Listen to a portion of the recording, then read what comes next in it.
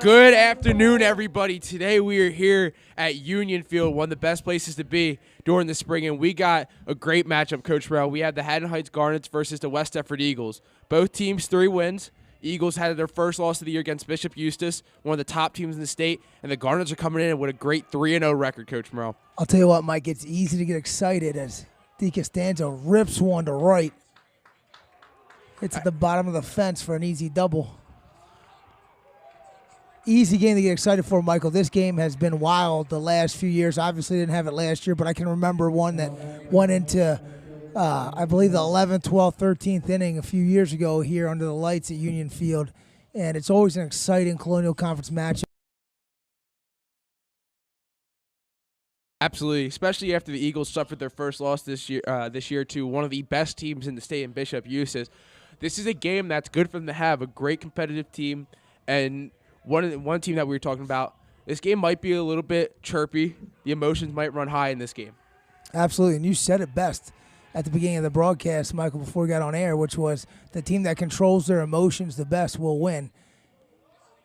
You know, in my opinion, I think the team that weathers the storm, I mean, there's going to be an onslaught. Both of these teams have been scoring run after run after run the past few games, including and even the Bishop Eustis game, West Effort was still scoring runs. Yeah, like you said, Coach Morrell, we have our keys to victories, and the first one I mentioned was I want to see the Eagles back up their young pitcher. They have Nick Tomasetto on the mound today. He's making his first start for the Eagles, junior, and he's one player that you and I have been excited for to see what he's made of, and I really want to see if he gets in these uncomfortable situations like he is in right now with a runner on third with one out. I want to see his field back him up. 100%, and needless to say, they're going to have to control the errors. Bishop Eustis on Saturday was a game that the Eagles were in until unforced errors. And against the best teams, you're not going to get away with it. Talking about unforced errors, Coach Morrell, I was talking to Aaron Gray, Rooney, and Murphy of the baseball team, and they said the same thing. They said they felt really confident that they could win the game, but it's the errors that shot them in the foot.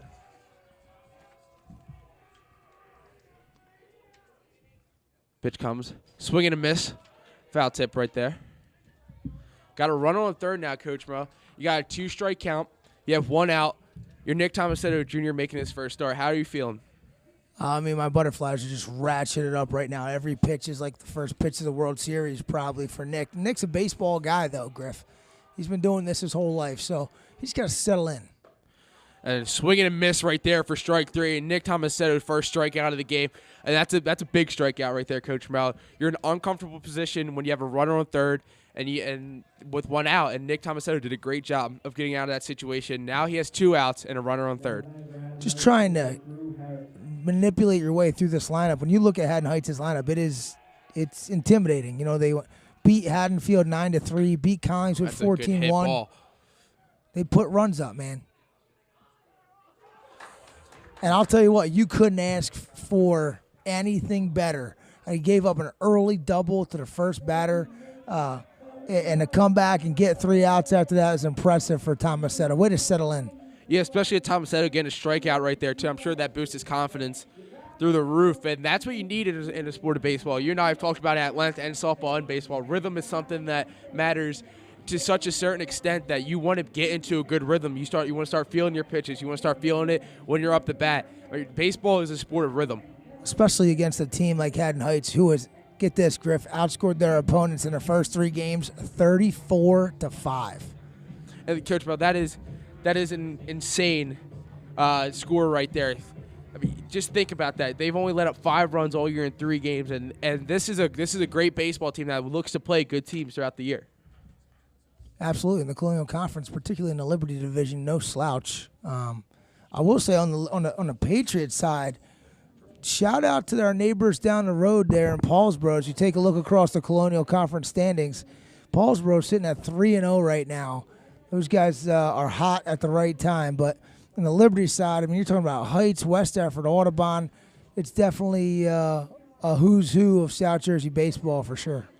Absolutely, and to give a shout out to Paulsboro for starting off the year 3-0. I mean, that's big. We've seen the Eagles start out 3-0, then go against Bishop Eustis. Haddon Heights is 3-0, and like you said, the the outscoring that they've done this year is incredible. So this is a great conference for baseball. I mean, West Effort Eagles are going to play all these teams that we mentioned. They already played Audubon. They'll play them again later in the year. They played Haddonfield once. They'll play Heights again after today. They'll play Paulsboro eventually. I mean, this is a great conference for baseball. And when you look around South Jersey, NJ.com had the early PowerPoints out. You look at Delran sitting at 4-0 right now with 35 points. Obviously, got a long way to go, but guess who's number 2? Your Fighting Eagles, and guess who's number 3? The Garnets at Haddon Heights. So, needless to say, this game's going to have implications for down the road for sure. Yeah, and especially with this opportunity when you have a 2-3 matchup in the PowerPoints. I mean, this is a big win for whoever wins this game. To start out the year with knocking off one of the top teams in PowerPoints wise in your group, that's a great way to get a good seed in the playoffs and a great way to avoid a team that might be a little bit scary that you see earlier or later on in the year. Absolutely. Head coach Eric Newell from Haddon Heights doing a great job. Freshman on the mound today, Drew Harris, number 2. So we'll see what the Frosh has here in his first appearance at Union Field. Stan Marafa steps up to bat for the Eagles. It's going to be called strike right there. Dan Marafa, a young sophomore, Coach Brown, you and I have spoken at length about the young talent we've seen on both this team and the softball team.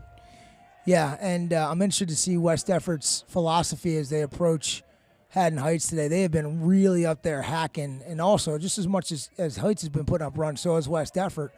But coming off of a game against Eustis where twice we left the bases loaded, I got to believe West Effort wants to finish today. Yeah, you talk about missed opportunities. When you look at baseball, you leave the bases loaded, you have errors. I mean, that is what kills you. Yeah, and the formula for West Effort throughout the preseason and the first 3 games of the season has been somehow, some way, get a runner on base and then get uber aggressive on the base paths and put the pressure on the infield and outfield to make plays in situational baseball. Yes, Dan Marafa looks to get on base right here, facing a 1-2 count. Swinging a miss right there for the first strikeout. Good pitch. It's a great pitch right there. And this is going to be a battle, Coach Morrell. I mean, Haddon Heights is no slouch. No, they're coming in here to battle, and we hear the dugouts from both teams. They're in this game. The juice is going to be brought from both sides. Buckle your seatbelts. It's going to be quite a ride. We got a lot of game to go. Haddon Heights, felt like their entire team was in the stands on Saturday watching the Bishop Eustis, so they know what the Eagles are bringing to the table. This Aaron Graber's now up the bat for the Eagles. Takes the first strike, ball 1. Like you said, Coach Morrell, you said Haddon Heights was here. You said it felt like their whole team was here, and that's how you know that they've been waiting for this game.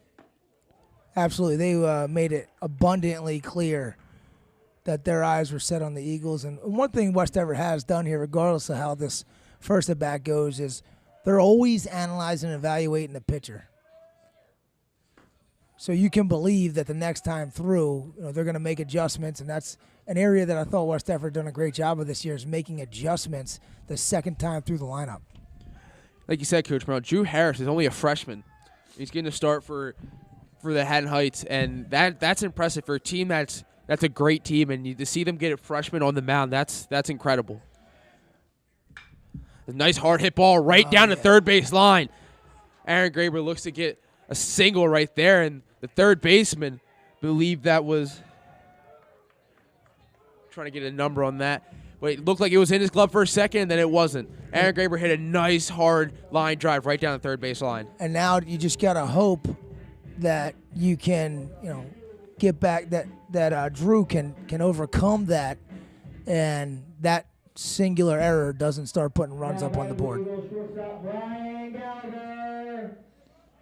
And Drew's pitched already this year, so he's no slouch when it comes to varsity competition. But there's something different about playing at Union Field. Just feels bigger.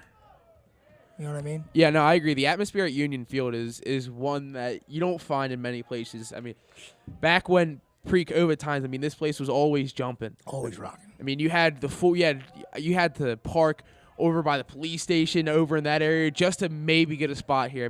This is truly a great atmosphere. I'll tell you what, they better keep an eye on Aaron Graber. He has been very aggressive on the base path this year. when you look at Aaron Graber and how he's been on the base path, I mean, you look at his size and you look at his speed, and you get blown away. He's 6'2", 6'3", probably around 190, 195 right now. And as he looks to steal a base right there, get dirty. And he's safe. Great job by Aaron Graber. As we were just talking about his potential on the base path and how aggressive he is, Coach Morrell, he is a guy that you just want to get on base. No matter what way, you want to get him on base because you know you can get him to third just like that. I just love that it just puts so much pressure on the infield to stay alive and stay awake and be cognizant of everything that's going on around you because he's constantly in your vision somehow, some way. Yeah, especially if you're a Graber and you're looking at Drew Harris, a freshman, you want to rattle him a little bit.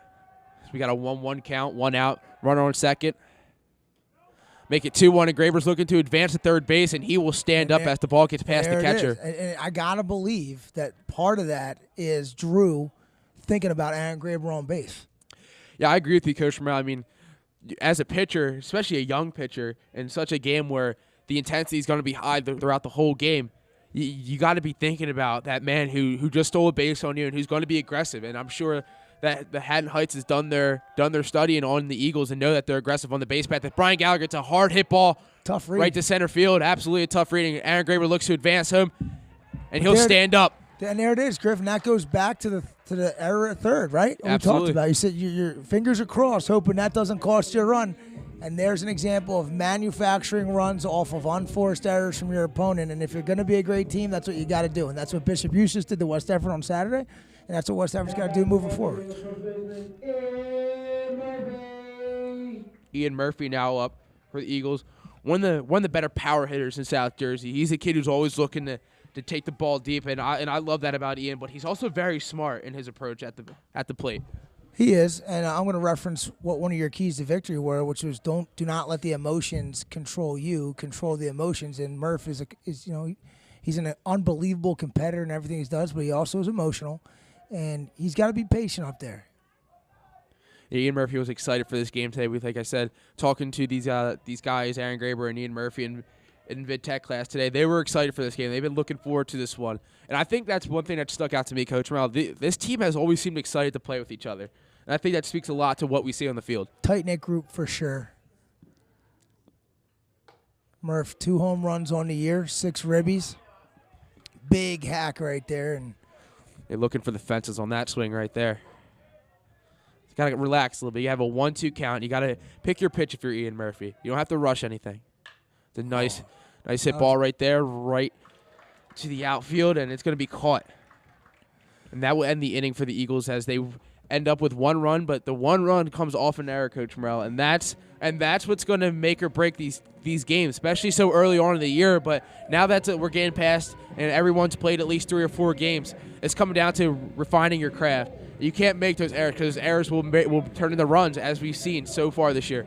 Yeah, and getting that 1 run on the board is certainly beneficial for your, not a rookie pitcher on the mound, but Nick Tomasetto is not an everyday type of starter guy and on the mound. He hasn't had a ton of mound action, so to get him a lead, now let's see Nick really relax and start letting it loose and get into the rhythm of this game. I'll tell you what, the one thing that Coach Oler said to the team after the Eustace loss was, guys, we cannot look at strikes. We got into a position of being 3-0 by getting out there and swinging at pitches. And I think that's going to be a key today. Whether it's a deep fly ball out or a ground ball or whatever it's going to be, put the bat on the ball and force the infielders and the outfielders to make plays. Like you said, Coach Brown, that's one of the worst feelings when you look at a strike. And that's how you strike out. Awful. And as a batter, that does something to you because that was a strike, especially if it's one that's a no-doubt strike. If you get one that's on the edges, I mean, you got to swing if anything's close to 2 strikes. But when you strike out looking, it really does do something to you. It's that feeling of finality. Absolutely. I just blew it, and I can't get that back. Especially with a team who does such a great job with hitting. I mean, West Effort is looking to come up to swing the bat and get on base. Junior Brennan Beckus up to the plate.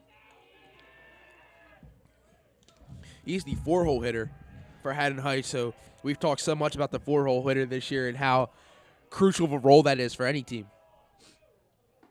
Oh, good pitch breaking right pitch. there. Oh, yeah. And that's what I want to see. I want to see Nick Tomasetto get into his groove. Very similar to how I felt about Jaden Kelly when we commentated the softball game this past Wednesday. I want to see him get in a groove and work his stuff. Yeah, absolutely. And the thing you gotta wonder. Haddon Heights was here on Saturday watching the game, but that Bishop Eustace game, albeit 7-3 on a loss, it wasn't a comfortable 7-3. Yeah, and like I said, Coach Morrell, like the boys felt that they could have won that game very easily, and hearing someone talk like that after a tough loss, that's what you want to hear. They know that they're right there, but they knew what the mistake was, and that's what I took away from them. They knew what they had to do. So if Heights has any doubt, if there's any doubt, like, hey, man, maybe West Effort really is that good, you want to come out right now and you want to prove to them, yeah, we're that good. Absolutely. So we have a 2-2 count for Brennan Beckus right now. Nick Tomasetto winds up, throws it, and it gets hit by a pitch, and that will put Beckus on base. It's a wasted opportunity right there. That makes a pitcher feel like a batter who just looked at the third strike. Yeah, especially when you have 2 strikes. Yeah. And I'll tell you what, what I saw Brennan do right there is not much different from what we saw. Who was the last game we were live streaming? We live streamed Audubon. That was the last Audubon. So Brennan was all over home plate right there. You get righty on righty, and those guys are going to take the inside half of the plate away. Yeah, especially we saw that Brian Gallagher struggled with the guys being so up close to the home plate. It's hard for a pitcher, especially when you have righty on righty, lefty on lefty. That's a hard situation for a pitcher, and you want to see these guys work around it. Because I think the scouting report is out, like you said, Coach Morrell. Get as close to the plate as you can.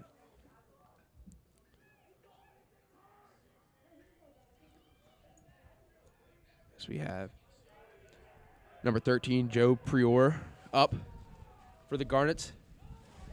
And the ball gets past Joey Socorro. And that would be Connor Wilson, who's in for pinch running for Brennan Beckus as he advances to second. And Heights counters with some aggressive base running. Obviously on a pass ball, but it's critical that the Eagles getting out right here. Absolutely. And like you said, Coach Morrell, Heights looks to be aggressive on the base pass, so don't be shocked if they continue to keep going. Murphy slips. And we throw the that ball error is away. going to manufacture a run right there. As we now have a 1-1 game. Can't be your own worst enemy. If you're going to be your own worst enemy, then there's nothing anybody else can do for you. We got a first baseman slipping, coming out to ground field the ball, and we got a pitcher throwing her away at first base. So, and this is, unfortunately,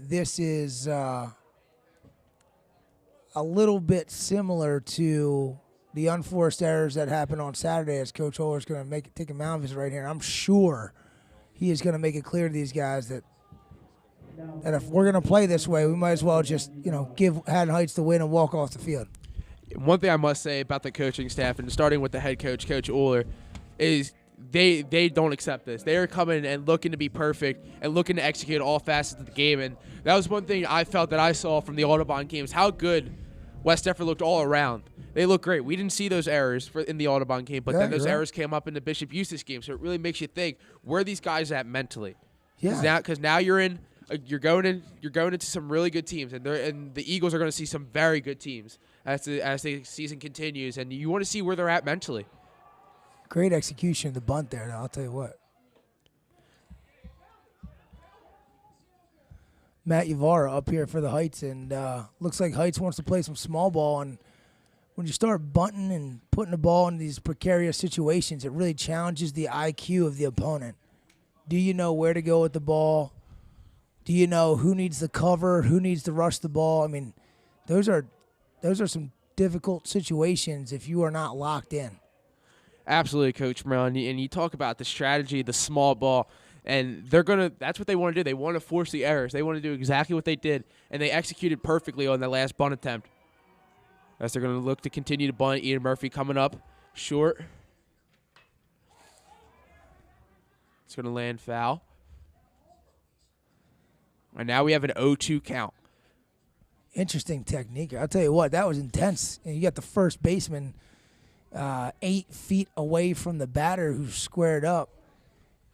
It's an interesting situation right there, man. And Corey Baglivo drops over to first base. Yeah, it looks like the Eagles. What if the Eagles were expecting this? Puts pressure on the batter. Like you better get it down to third baseline or it's gonna be an out. Lands foul. We saw he came out showing bunt, then pulls back late and swings. 2 strike. That bunt's gonna be off now. Absolutely. We saw him show bunt early, but then transition to a regular swing. I wonder if he's just going to go straight up with a swing right here or look to do the same exact thing. Nah, you got to go straight up here. I agree with you, Coach Morrell. Oh, good pitch. What a pitch right there, and that's what you need to see from Nick Tomasetto. Bounce back after the error that scored a run and throw a beautiful pitch. Nick Tomasetto has some great breaking stuff. So that's the counterpoint to crowding the plate as a righty is when you get something in on you, you're banking on that thing being outside the strike zone too far inside. It's hard to turn on it when you're on top of the plate like that.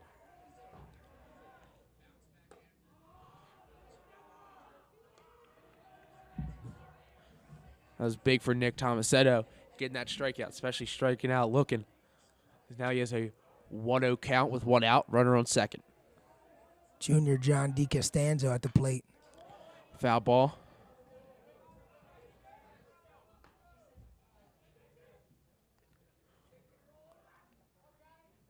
Wind's blowing. Looks like left to right as we're looking at the flagpole there.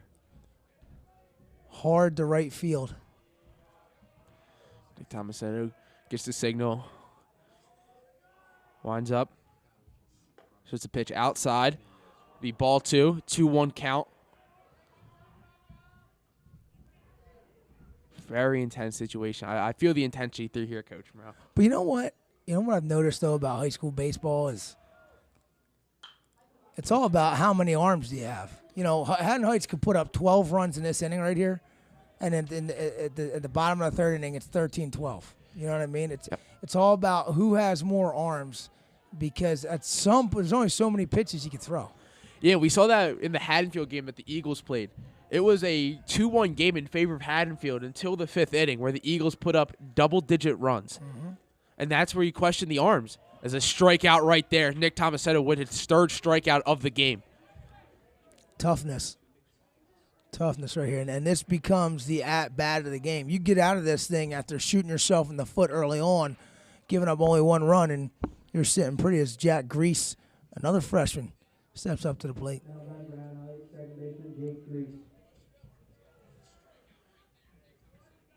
Jake Grease comes up for his first at bat. Blake Sikora doing a good job getting in front of that, and I letting the runner on second advance. Working our way around the infield. You got Ian Murphy over there at first. Corey Baglivo, sophomore at second base. Senior Brian Gallagher. Is that Gallagher at shortstop there? It looks like Gallagher at shortstop and Laxton at third. Good pitch. As I believe you have Dan Maroff out and left. I want to say Graber in center. Yep. Cole Ambrosius in right. Cole Ambrosius in right. Cole really coming on strong the last 2 or 3 games. Yeah. Hitting the ball well.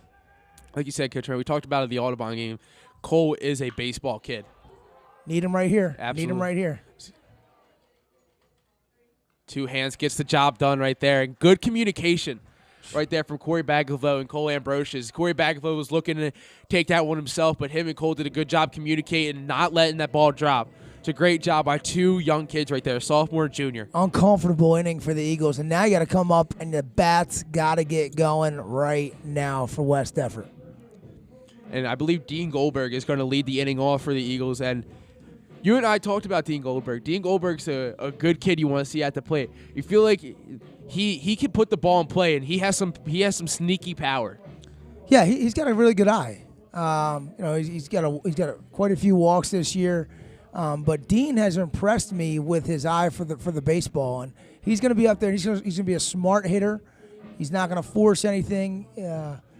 I saw early in the season he was up there trying to hack at it and really put balls out of the park. I think that Dean's got to focus on just putting the bat on the ball right now and being the smart, efficient hitter that he can be. That's why he's the DH, right? Absolutely, and Dean Goldberg has done such a great job in the offseason. He's one of the kids who plays baseball all year round, and I think the past 2 years he's done a great job putting himself in the weight room and putting on some serious strength and being good friends with Dean. Him and I have talked about it at length, and I'm really excited to see what Dean has in store for the rest of the season. This correction looks like Nick Tomasetto will lead the inning off for the Eagles. Good news is we don't have to talk about Dean when he comes up the bat. We already talked about him. This is where Nick Tomasetto, I'll tell you what, this is where I love Nick Tomasetto at the plate. I think he has really explosive power. He's got a fast bat. But the question is, can he control his emotions? Shot, Billy. Yes, sir. That's the stuff. Can he control his emotions? He's swinging hard right there. Yeah. But I agree with you, Coach Morrell. This is going to be an interesting game for Nick Tomasetto at the plate. You want to see where his emotions are at. You're walking up as the pitcher, everybody's saying, help yourself, help yourself, help yourself. Reaching for that one. Sometimes it gets in your head like, man, I got to help myself. Yeah, you saw right there. Reaching for that one. This is that situation where the pitcher's in control. Cannot go down looking at strikes here. Must swing the bat and protect. Tomasetto down the count 0-2. Good hard hit ball right to the third baseman. They will get it over. That'll be a ground out. Good hard hit ball, but now we have Cole Ambrosius is coming up for the Eagles.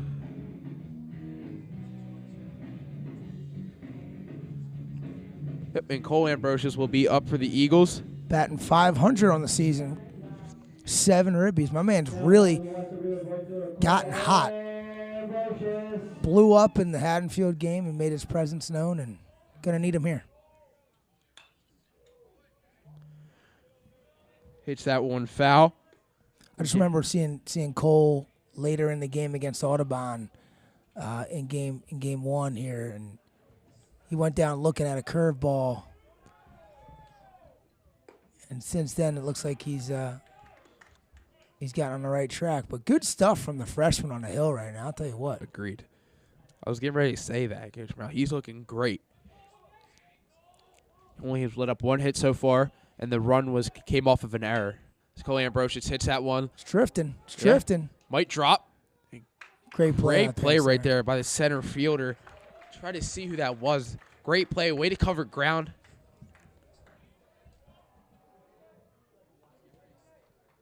Tough to see those Garnet numbers. Tough to see. Looking to give him some props. So that was an incredible play as he made some serious ground.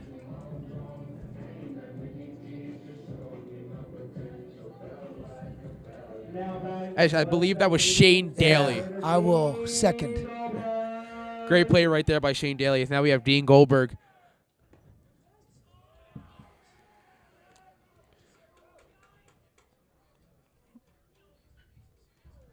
Drew Harris really slinging it up there, letting his crew do the work behind him. Good news, we're putting the bat on the ball. We're not looking at much. Yeah, like you said, Coach, that is good to see, especially when you have a kid who's doing a great job at the plate in Drew Harris. It's great to see that the Eagles are still looking to swing, looking to be aggressive. I'd like to see us foul off some more pitches, though. Putting a lot of balls in play. You know, I like it when you get in that. You get in that at bat where you foul off 3 or 4 of them and start driving really up counts. Make the, yes, sir. Yes. Especially in high school where you don't know what the bullpens look like. Right. Dean Goldberg now has a 2-1 count. Swing and a miss right there. Got to protect here. Yep, now it's anything close. 2 strikes, 2 balls. He got 2 outs. Just make him work.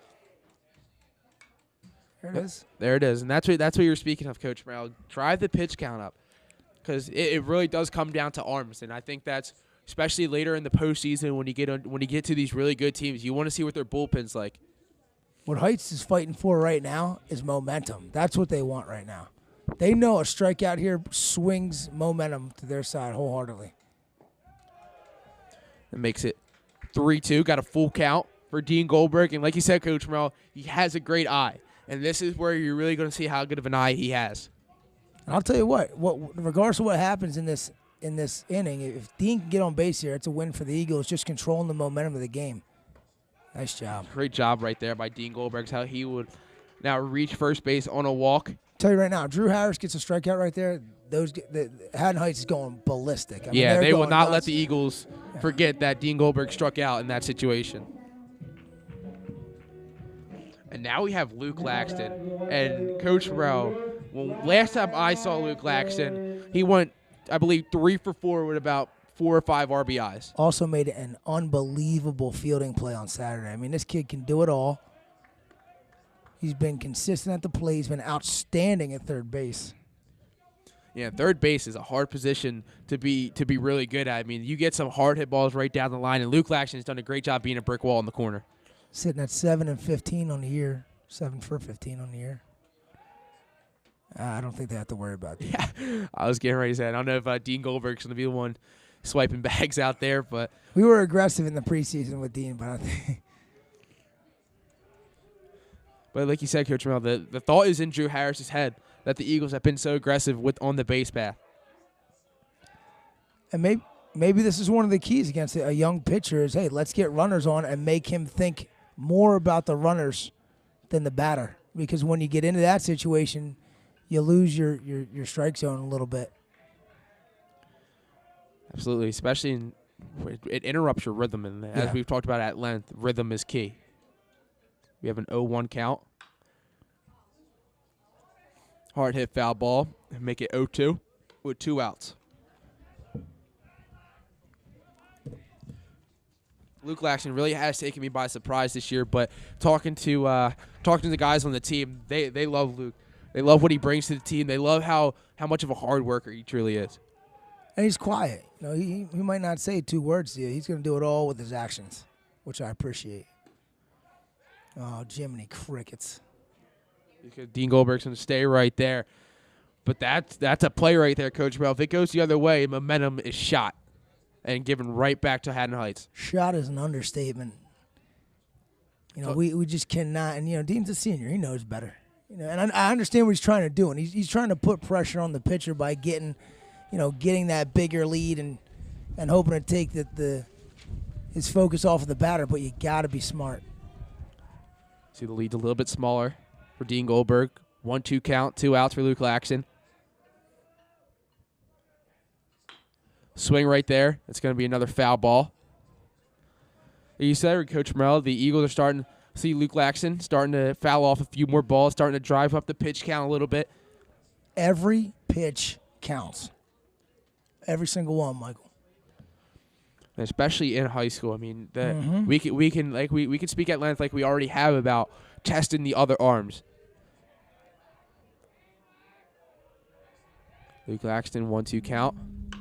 Nice hard hit ball. See if that drops in that no man's land, and as it does, as Luke Laxton continues to stay hot for the Eagles. That little spot out there, man, that's like the Bermuda Triangle. I don't know. It comes off the ball comes off the bat.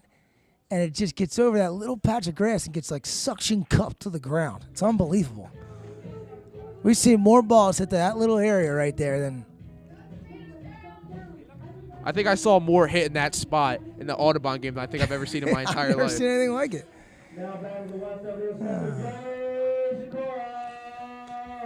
9-hole hitter for the Eagles, catcher Joey Sikoro. And all of a sudden, Heights is starting to feel the pressure. 2 outs. They were cruising. Oof, take that one off the chin. No, but this is, I think that these 2 young guys here, and everybody that's on base right now did exactly what we talked about. Dean had a great eye. Lax was really patient. Now Joey, who's also been a patient hitter this year, just put the ball in play. Absolutely. And West Effort does a great job of letting the game come to them. We saw a few guys swing for power earlier, but I feel like overall as a team, they're letting the game come to them, being a little patient. Dean Goldberg will be called safe right there. Well, it seems like the same story, to be honest with you. The seniors come up here like with something to prove. Like I need to be a hero and get the big hit. And they come up there hacking, whereas these young guys are like, just don't screw up, man. You know what I mean? Like, please let me put a bat on the ball. And it seems to pay off for those youngsters. Absolutely, especially when you have a team that has plenty of young talent. Joey Sikoro, 1-0 count with 2 outs. I almost want Dean to just stand on the base and not move. lead seems like it's decreasing by the pitch.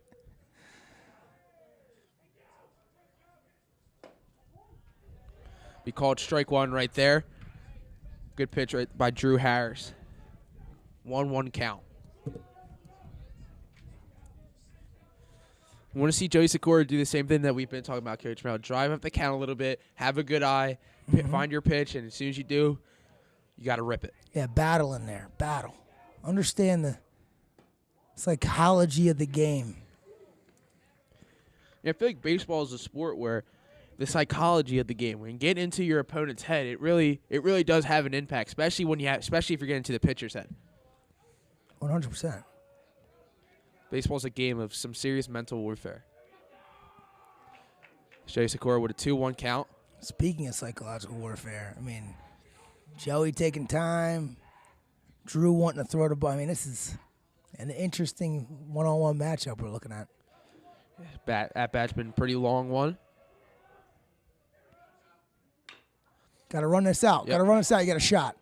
Yep, and that's exactly what we're talking about, Coach Morrell. You have a shot. And that's a great job right there by Joey Sikora by putting his head down and just running right to the bag. Patience, patience, patience as we get back to the top of the order. Dan Marafa, another sophomore who looks like a senior out there, knows he doesn't have to do anything special with this at bat except put the ball in play somewhere. Now, Coach Morrell, we talked about what the Eagles did against Bishop Eustace, leaving the bases loaded. Yeah. Got a bases loaded opportunity. You have 2 outs. This is a big opportunity for Dan Marafa, who's only a sophomore. Yep. And you know that the West Effort coaching staff is I don't have the lights. the West Effort coaching staff is absolutely looking at this situation, saying this is where we need to improve.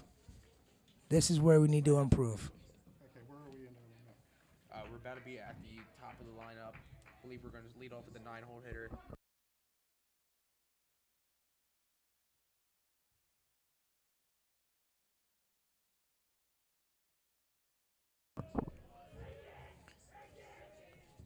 Dan Marafa coming up in a big spot. 2 outs, bases loaded. Good eye right there. Big hole between first and second right here. I mean, a little roller in there would be nice. You get a nice little roller in there, and depending on where the ball goes, you might get 2 runs in. Dan Marafa struck out in his last at bat. And I'll tell you what, Griff, no matter what happens here, what you did, if you remember back to Dean walking in a 3-2 count, is you took momentum back. It's even keeled. Nobody has West Everett has some momentum right now. But if we don't score any runs, at least Heights doesn't have momentum. They're just wiping their brow saying, thank goodness we got out of this.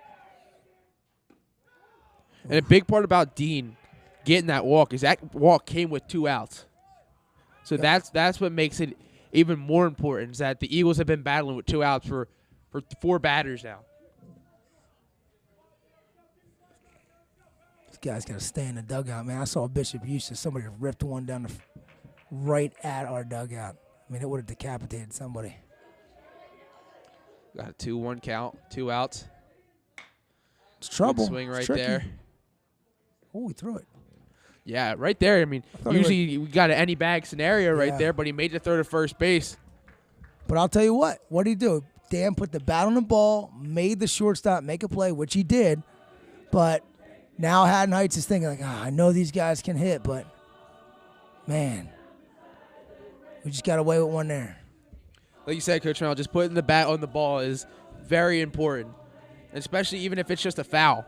You're driving up the pitch count, and that's what's important. I think the Eagles do a really good job of that. They do a good job being smart at the plate. We've seen some guys swing with some serious power, but we've seen most of the guys go up there and looking to be smart at the plate, looking to just get on base, because we've seen how aggressive the Eagles are in the base path and how much of a great job they've done.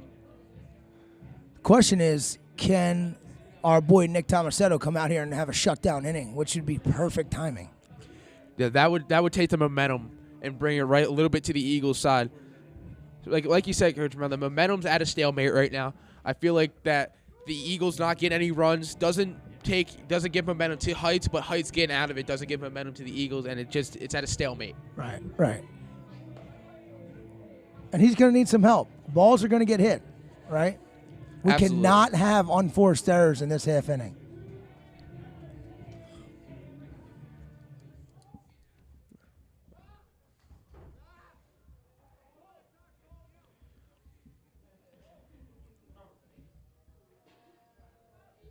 All right, let's see it, buddy. Leadoff hitter is back up for the Haddon Heights Garnets, and this is Caden Bodine, who doubled in his first at bat. Did a great job. Ball one right there.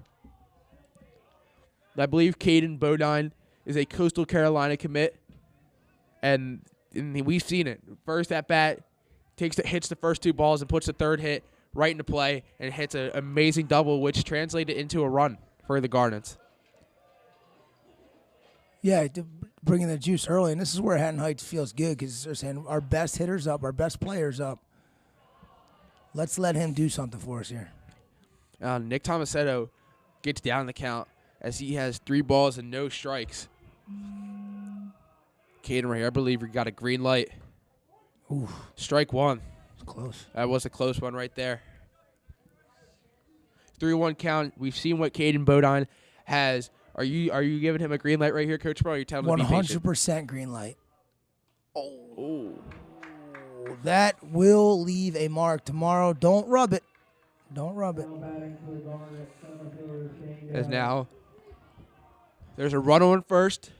We seen last time Caden was on base. He was looking to be aggressive and steal. But I want to see Nick Tomasetto really relax now. You got to run on first, but you have to relax. As Shane Daly will come up in his last at bat, he bunted. Deja vu, right? Yep. Forget about it. I don't think Nick needs to worry about that at all. I agree with you, Coach Morrell. And we've seen what they were doing to Drew Harris, and it looks like they're going to do a little bit of reverse psychology, start doing it to Nick Tomasetto. Look to turn 2 right here. Brian Galligan, Corey Baglivo, and doesn't get it over, but missed opportunity. Gallagher's got to get the ball out faster. He's got to get that ball out. I mean, that was a little bit. He took a little stutter step and kind of lofted it in there. Let's turn that bad boy and get momentum. We got the lead runner, but I'd like to see a little more sense of urgency turning 2 right there. I agree with you, Coach Morrell. The ball took a little bit too long right there as the Eagles missed a double play opportunity. As now you have 1 out. And Drew Harris is up to bat. Eat it. Haddon Heights giving West Effort a little taste of its own medicine right now. And like we said, Coach Morrell, we knew coming into this game this is going to be a good game. And this is going to be a game where the person who makes the most mistakes is going to lose. I think when you're aggressive on the base path, you're looking at not only obviously advance a bag, but you're also looking to cause an error. Yeah, absolutely. It's Matt Speakman up right now. Matt Speakman, that's my fault. You want to see Nick just go after the hitter here.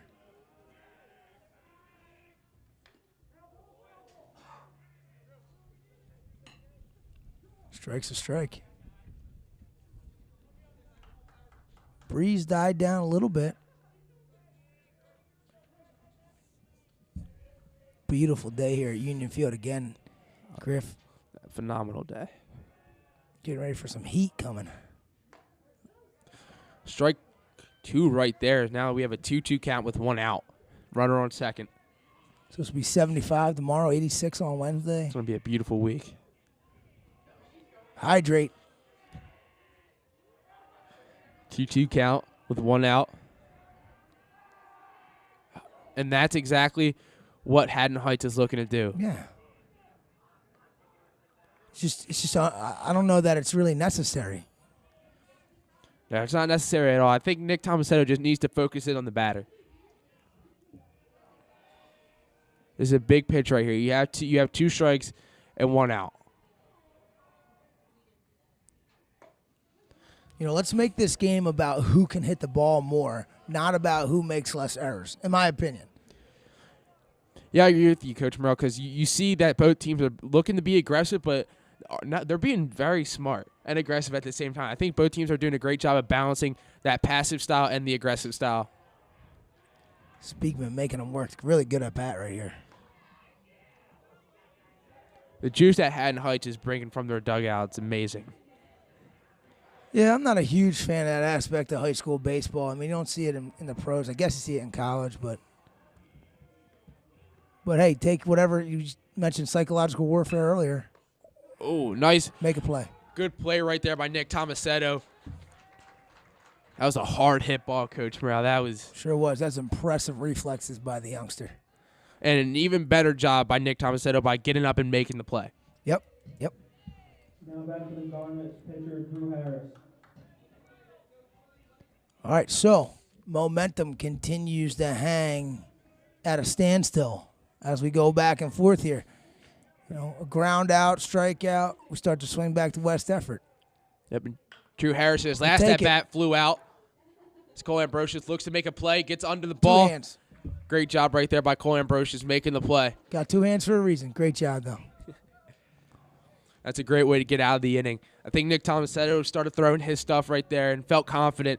And I from what we've seen from the infield and the outfield from the Eagles, if I'm pitching, I'm confident. Yeah, absolutely. I mean, the fielding play of the Eagles overall has really impressed me. And they have the error from the Bishop Eustace game, they have the error from this game, but overall, making smart plays, they do a great job. We saw Nick Tomasetto helping himself out, making a phenomenal play with a hard hit ball. We see Luke Lashton be an absolute brick wall over there at third base, and we see in the outfield be incredible, especially with Aaron Graber, who does a great job of making the catches out there. And not only does he do a great job making the catches, he does a great job of getting the ball in.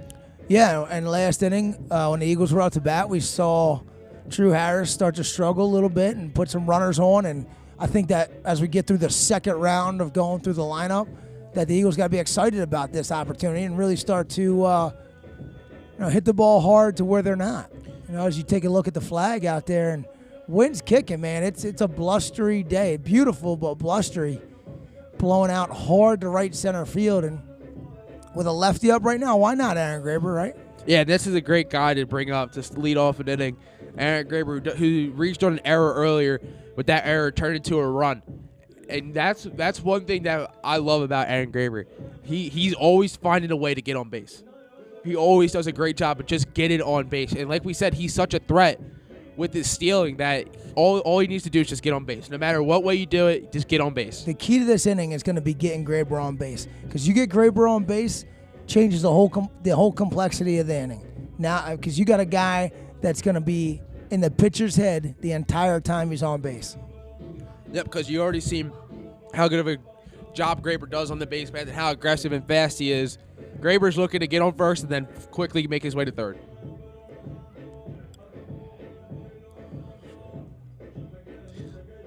The inning will get ready to start. The Garnets meet up at the mound. Graber, a King's College commit, going to play quarterback there.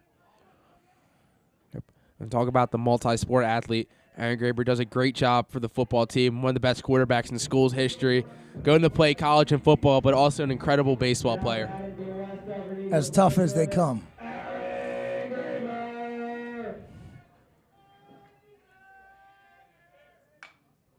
Fouling that one off for a first pitch. Hacking right away. Like we mentioned earlier, Aaron Graber reached on the first base with an error and then found his way home, being the one run for the Eagles. I think this is the key to having a big inning, is getting him on base. I agree with you, Coach Morrell, especially because how much of a threat he truly is. Now we hear the Eagles bringing some juice. So now you have a 1-1 count.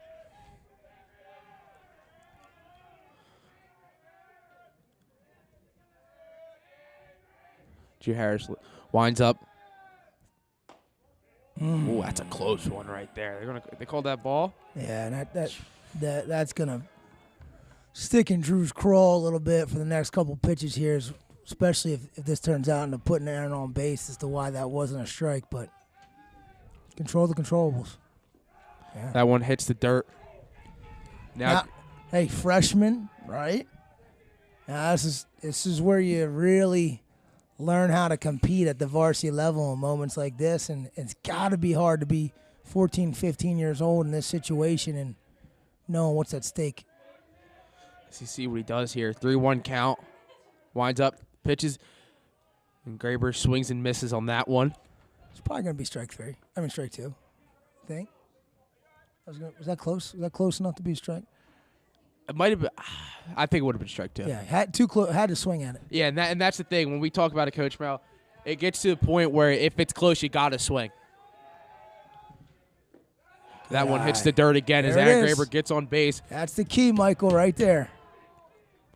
Aaron Graber now has reach on base in both of his at-bats. And it doesn't matter how he does it, he just gets on base, and that's what matters. Brian Gallagher will come up the bat. Last time he was at bat, he had a sacrifice fly, which brought Aaron Graber home. The only way Haddon Heights gets big-time momentum out of this inning is by throwing Aaron Graber out. Which is no easy task. No, but if they do it, all momentum goes to the Garnets. 100%. Drew Harris winds up. Oh, called time. Oh, boy, that's frustrating. Yep. That is. I'm not that well-versed on the etiquette of baseball, but yeah. That did not have to feel good for Drew Harris. That's a late time call. Now, the umpire doesn't have to give him time. Agreed. That was the umpire's decision ultimately.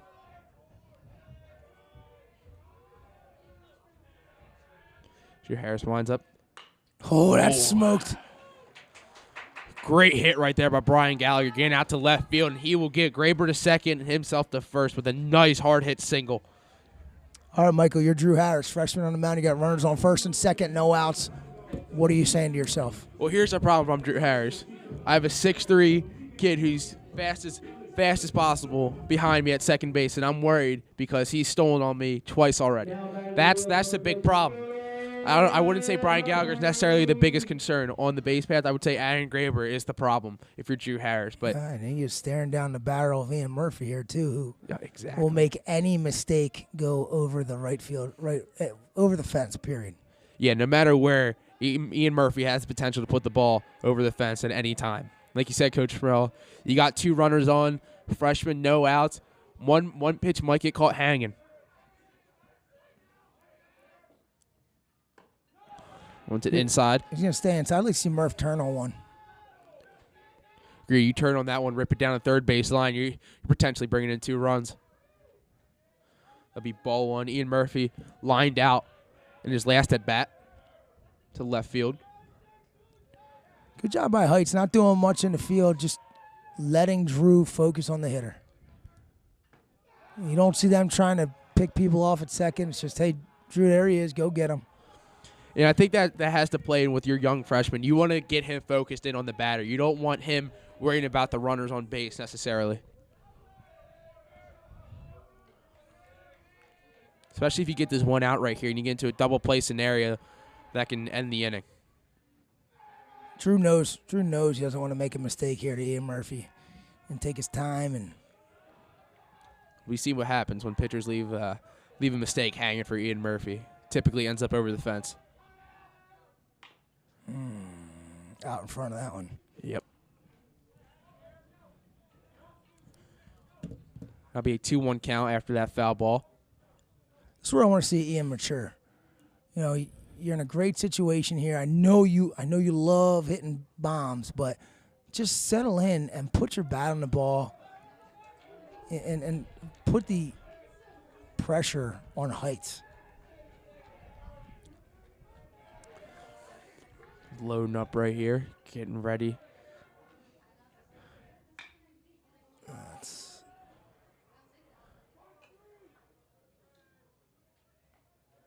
And that will be a pop out over to right field. And now bring 1 out. And now if you're Heights, you get to breathe a little bit, especially if you're Drew Harris. You're not kidding. You get the power hitter off. He flies out. And now you have a double play scenario, too, which could retire the side. Absolutely. That was a huge out for Drew Harris. But you're still in the meat of the order here. Yeah, Nick Tomasetto's a threat at the plate. You're going through the meat of the order, and don't forget, those youngsters at the bottom, man, they Aaron Graber staying aggressive, doing a great job. And they were focused on Graber, which now advances a runner to second and third, and now takes the double play out of so much of that deep side of relief right there. Yeah, now it's Great now call. if you're Drew Harris, I think that actually works out in Drew Harris's favor a little bit more. Now you can just get to really just focus in on the batter. Yeah, but a fly ball. Fly ball scores 1 run, but I think if you're especially a young freshman, I think mentally, and you see how the Eagles have been on the base path, you're thinking about Graber on second. I really like that call by Coach Oler right there, man. Great job. Kind of lulled everybody to sleep after the Murphy fly ball. Got a 1-1 count, 1 out, and Nick Tomasetto's last at bat grounded out to third. Look for Nick Tomasetto to help himself out a little bit right here. Like you said, Coach Morrell, sacrifice fly gets the job done. Nice hard hit ball also will do the job. I'll take anything in play. I'll take it. I think Graber has Tough read. Oh, Tough that read. dropped. That's a great job right there. That like you said, Coach Morrell, that was a very tough read, and you bring in a run. RBI single right there for Nick Tomasetto, helping himself out, giving the Eagles the lead. I'll tell you what, Michael, a lot of these balls have been line drives, and they're kind of hard to read off the bat. As you saw the center fielder, who I think is Shane Daly. Shane initially started in on that ball, and then it looked like it was going to stay up a little bit. He started to work back, but not an easy play. No, we saw Shane Daly make a great play earlier Yep. in center field, but that was like you said it right off the bat. That's a tough read, especially with the way the wind's been today. And this inning started with Aaron Graber getting on base, and that is the key. Aaron Graber, he's responsible for both runs put up by the Eagles. And that shows you how dangerous he is on the base path. I mean, that's why the Eagles want to get him on base by any which way. You stealing second here? So you got Nick Tomasetto in second. If you get a slow pitch, I think you go. If you get a slow pitch, I think you go. A pitch, I don't know what that means. I think if you get one that, I wouldn't say slow, but not All speed stuff? some off-speed stuff that takes a little bit of time to get there. If you get a good jump on an off-speed pitch, I think that's when you take it. This is where Cole Ambrose is going to do some damage right here. You heard it here first. Yeah, I'm looking for Nick Tomasetto to be aggressive right here. You got 1 out. It's Cole Ambrosius. Flew out to center his last time at bat. Yep, there And it is. that one's right to the gap. Get that's a legs, get shot. legs. Woo! That one is out of here. Yo, Cole mistake. Ambrosius, what a shot! Yo, mistake, baby. Woo! He hit the bull. What Yes, a sir. shot right there by Cole Ambrosius. I thought that was going to drop on the warning track. Put a little power on Cole Ambrosius. There's something about the way the ball is coming off the bat, Michael, today. It's just line drives left and right, and they're really carrying deeper than they look when they come off the bat. I for sure did not think that one was going to be out, but Cole Ambrosius, like you said, Coach Morrell, been doing a great job this year, and winning that bat right there. Yeah. That's exciting stuff right there. And I'm sure Cole Ambrosius is going to screen record that one. I'm sure I'll see that on Instagram later tonight. 100%.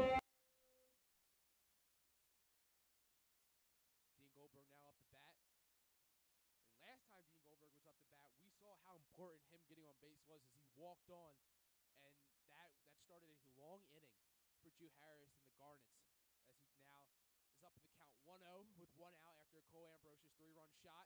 Swing and a miss. Diegelberg now with a 1-1 count. 1 out. Momentum now in huge towards West Effort after that 3-run shot. Good take right there by Dean Goldberg. Now that'll be 2-1 count. Talked about earlier, Dean Goldberg does such a great job at the plate with his eye. 2-1 count. Make it 3-1. Dean Goldberg still doing a great job at the plate. As Dean Goldberg can look to get on base right here with a walk. Mike's getting cut off for some reason, so it should be on there. Whenever one turns off the other. Dean Goldberg with a 3-1 count with 1 out. Luke Laxton on deck. Swing and a miss right there. Now you have a full count. Dean Goldberg had a full count in his last at-bat before he walked on.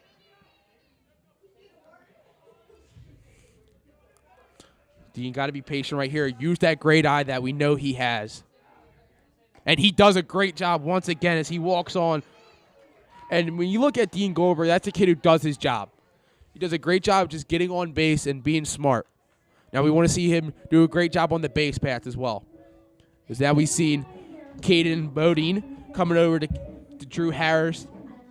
Maybe relax his pitcher a little bit. Tell him, calm down. We got your back. Just put the ball in play. And especially if you're Caden, who's a Coastal Carolina commit, I'm sure he's telling his pitcher, Drew Harris, to put the ball in play. Last time Luke Laxton was up the bat, he hit a nice single. The drive in Aaron Graber, I believe. No, I'm sorry. That was Brian Gallagher who drove in Aaron Graber with a sacrifice fly. We called strike one.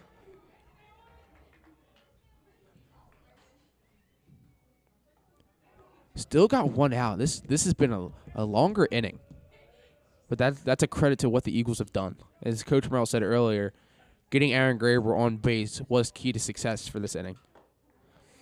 Luke looked a little bit unshort that one. Looks he swung very late. That now makes an 0-2 count. Let's see what the young sophomore's been phenomenal for the Eagles, both sides of the plate this year. Drew Harris looking to get a big strikeout. Luke Laxton doing a great job hitting that one foul. Staying aggressive at the plate. I like it. Coach Uller gives him a signal. 0-2 count, one out. Runner on first.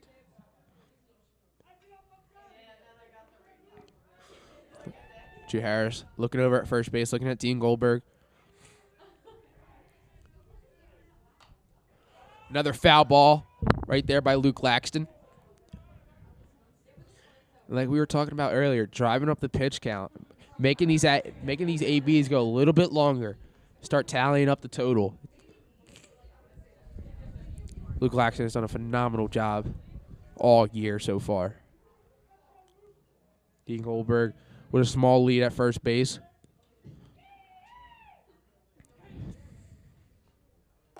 Swing and a miss right there. That would be a strikeout for Drew Harris. That's a big strikeout. As now that brings up Joey Socorro, who reached on an error his last time at bat. 2 outs for the catcher.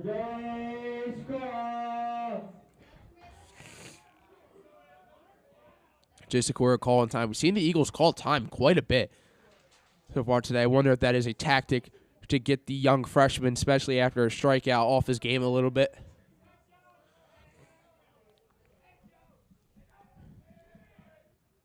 Oh, takes that one right down the middle of the spine as he will advance to first base. I'm sure someone's going to substitute in for him so he can get dressed up. As he does.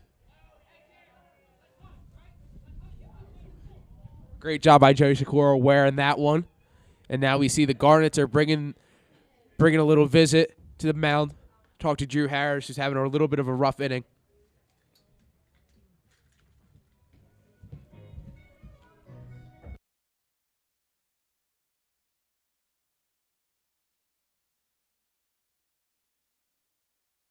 Got a mound visit by Drew Harris.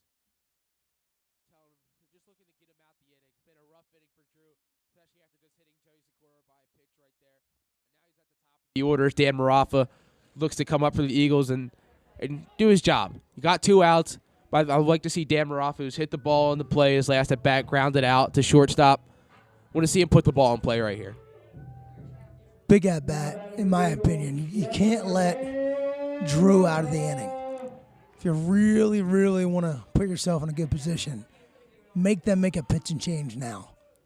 I mean, Dan Marafa doing what we've seen so far all afternoon. The Eagles taking whenever they feel like taking their time.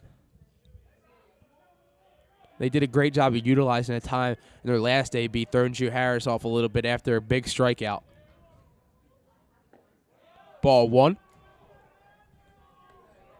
What'll be interesting here is how long Heights leaves Drew Harris in for. It tells you a lot about what their bullpen situation is. Now they've also had quite a bit of time off. I believe their last game was the 22nd or 24th, I believe. Yep. Nope. Their last game was the 22nd. So, like you said, Coach Morrell, they've had quite a bit of time off, and their last game was an 11-1 victory over Sterling. The tricky part is we got to think about when you're trying to, who's up next is who else are we playing this week? You know what I mean? I mean, it's Monday. So Yep. you can't go using every arm you've got if you want to make it through the week. Especially for Heights, because Heights goes to Audubon the 28th, and then they have Haddon Township the 29th. Tough stretch right there. That is a tough stretch. As Dan Marafa now has a 3-0 count. Wonder what the signal is from Coach O. Taking it. I agree with you, Coach Morrell. I would say the same thing. I would take it, especially because Drew Harris has had himself a rough inning. You're talking about getting psychological warfare. Let him walk. The base is loaded. It's a close one right there on the outside. I think the umpire was thinking about that one too. You taking still? No, anything close I'm swinging here. Anything close? See what Dan Marafa does. Ooh, same spot. Get a little bit of help from the catcher right there. Did a great job framing that one. Drew Harris battling back from a 3-0 count to now bringing it full. If you want to be who you want to be as a team, Dan Marafa has to be real nasty right now in this 3-2 count. I mean, anything in the vicinity, you're fouling it off, you're getting a piece of it, or you're putting it in play. What you cannot do here is go down on strikes. I'd like to see Dan Marafa taking a time, maybe put a little halt on Drew Harris.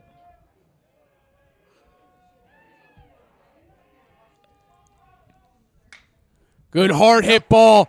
We're scoring here. Dean Goldberg got to get dirty.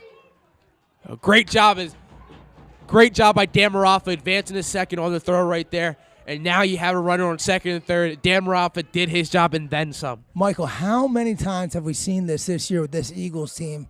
This is what they couldn't do. They had the opportunity to do against Eustis and couldn't. But this is what they did against Audubon. This is what they did against Haddonfield. This is what they did against Collingswood. They just keep swinging on you. And it's that second time through the lineup, man. I'm telling you, they're always evaluating. And here's where we started, right? Yep, this is exactly where we started.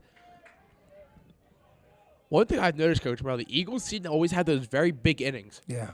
They always seem to have those innings where they're putting up 4 or 5 runs, and we saw an explosion against Haddonfield. They put up double-digit runs in the 5th inning and ended the game after that one.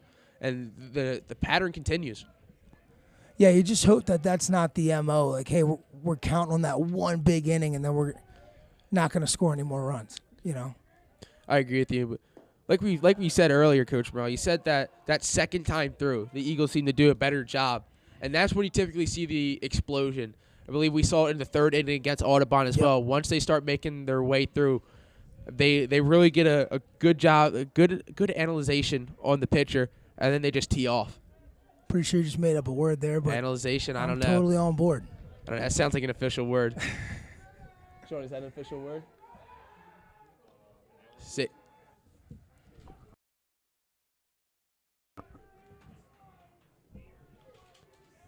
The thing is, you know, we're deep in our bullpen with Tomasetto already. You know, we used our 2 starters on Saturday to try to, take down one of the top teams in the state. So now you're really running down the back half of your bullpen. So the more help we can get here with putting runs on the board, the better. And I think that also helps Tomasetto's confidence coming up when he's pitching. He doesn't have to do too much. He just has to do enough. Yep, agreed. The best thing the Eagles can do here is really, if they can get a pitching change in this inning, I mean, the fact that Heights is leaving Drew Harris in there, but don't forget, Heights can score runs too. Let's not make no mistake. We've seen them be aggressive. We see, as we've talked about, the Eagles doing a good job putting the ball in play, flying out, lining out. Heights has done the same thing. Remember, they outscored opponents 34-5 in their first 3 games. Oh man, thought that crossed the plate. Be a 2-1 count for Aaron Graber. I can confirm I did not make up the word analyzation, unfortunately. It's in the Merriam-Webster dictionary. Cite your source. dare you to say Google. I will not say if it was Google. I was just going to say it's Sean Fleming who confirmed it for me. That was close, man. I'll tell you what. That umpire's been calling that pitch on the outside corner, on the outside edge of the plate against the left-handed hitters all day. Yeah, and Drew Harris seems to like that spot, especially against the left-handed hitters. And he's gotten it sometimes, and the other times he hasn't, as now Graber has a 3-1 count. Green light here for sure. Oh, absolutely. You got to expect something over the plate. And Graber definitely has some power in the swing. Whew. And then he's going to walk in. He's going to walk a man on first. Now he walked the bases loaded. Waiting to see somebody.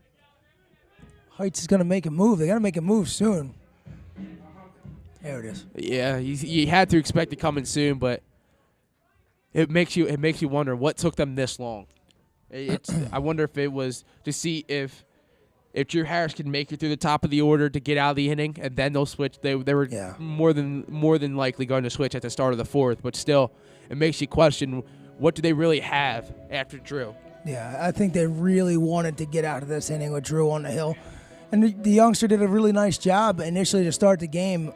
Union Field's a tough place to play. West Effort's a tough team to play against, and I'm not going to put it all on that error on third base, but I think that certainly may have had something to do with it, and you had a misplayed ball in center field that kicked off this scoring barrage. So I don't think Drew did a bad job out there. No, I think Drew did a good job, but like you said, Coach Morrell, the Eagles do a great job once they see the pitcher for the second time, and they saw what Drew has, and they just started really teeing off on the balls. We saw Colin Ambrosius take a 3-run shot, and I think that's ultimately what it comes down to. The Eagles made it through their second time, and they realized what Drew has, and they did a great job of nailing the ball. We have a pitching change, trying to get 15 is the number. Junior Timmy Shell. Not many pitches thrown, but so here it is, Griff. Timmy Shell comes in. Now, Drew Harris had thrown 74 pitches prior to this game, so some significant action, 4.2 innings prior to today for Harris. Timmy Shell comes in only having thrown 26 pitches, according to NJ.com, and 2 innings pitched. So Tim has not gotten a lot of work this year. It's a very difficult situation to come into with bases loaded and Brian Gallagher up to bat. So Brian Gallagher, who did a great job of getting a single in his last at bat and being one of the runs for the Eagles in this inning. Like you said, Coach Morrell, not much experience this year pitching, and to come in against one of the most aggressive teams when they're up the bat. I mean, this is going to be a tough challenge. Swear, Tim's going to need help somehow, some way from the guys behind him to get out of this inning. You cannot make a mistake here if you're a Haddon Heights infielder or outfielder. Because you need to get out of this inning, and whatever way that comes, whether that's strikeout, ground out, fly out, you need to get out of this inning. Yep. Especially with the bases loaded and at the top of the order. Because right after if Brian Gallagher reaches base, you got Ian Murphy with bases loaded, and that could be a sign for some potential danger for the Garnets. Yeah, and I mean, I'm looking at this list here, and I'm guessing Heights doesn't want. It looks like they're number 1 and 2 are D. Costanzo and Speakman in no particular order. The only other guy on this list is Shane Daly, the center fielder, who's only thrown 13 pitches this year. So after Timmy Shell, I mean, you either got to throw a starter out there, but you're already down 6-1, and you have 2 more games this week. Especially back-to-back games. Yeah, or you're throwing somebody with not a lot of experience in there. So important at bat. And that speaks on the ultimate challenge of high school baseball. Mm-hmm. That's a way to start, Timmy. Good pitch right there as Brian Gallagher looks at that one, takes first strike. But if you're Timmy, I think you got to come in and you got to come into this game as it's 0-0 right now. And this is your game. You're starting right now, 0-0 game. You just got to get out of this inning. Yeah, trust the guys behind you. That's a big break. That did fall for a strike. Wow. I think Shane Daly did a great job of framing that one up.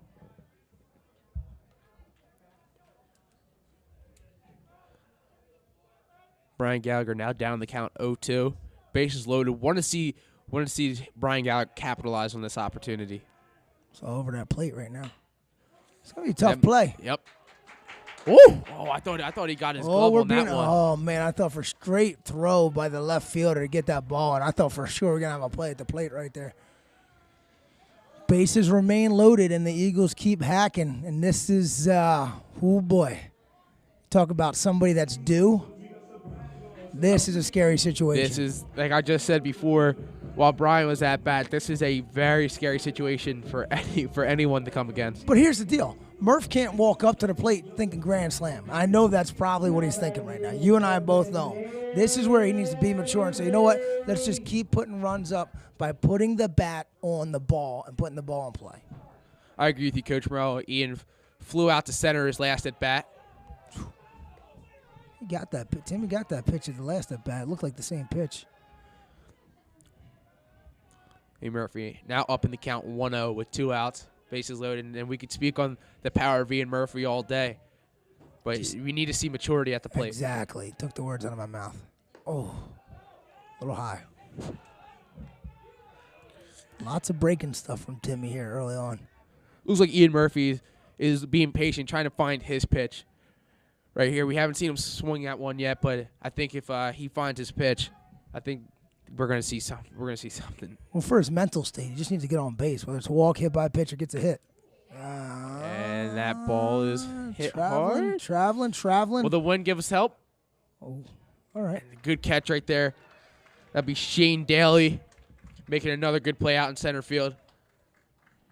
Ian Murphy will fly out to center once again. Man, that gives you an idea, if you're watching the broadcast, of how hard the wind's blowing left to right. That ball started dead center and ended up almost by the light stanchion out in right field.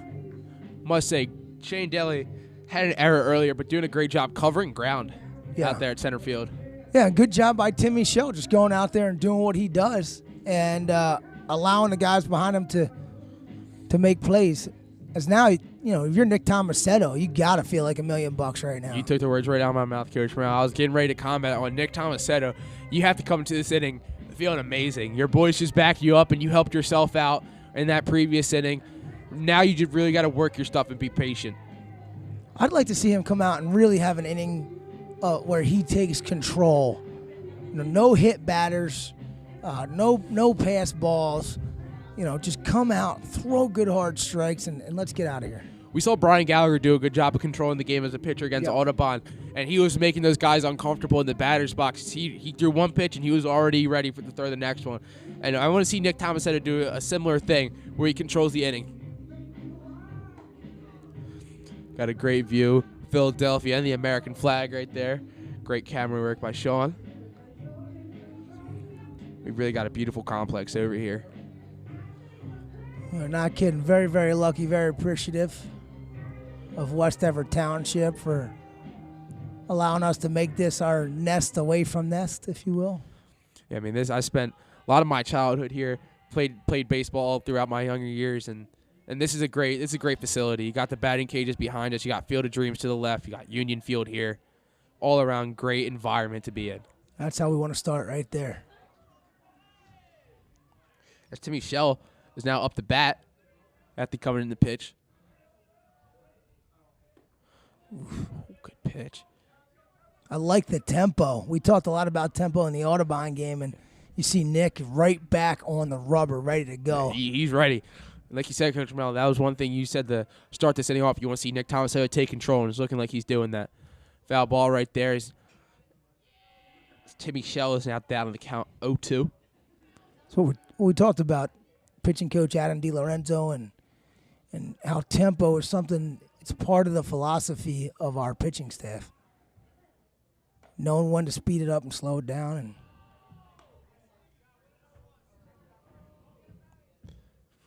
Nick Tomasetto, 1-2 count.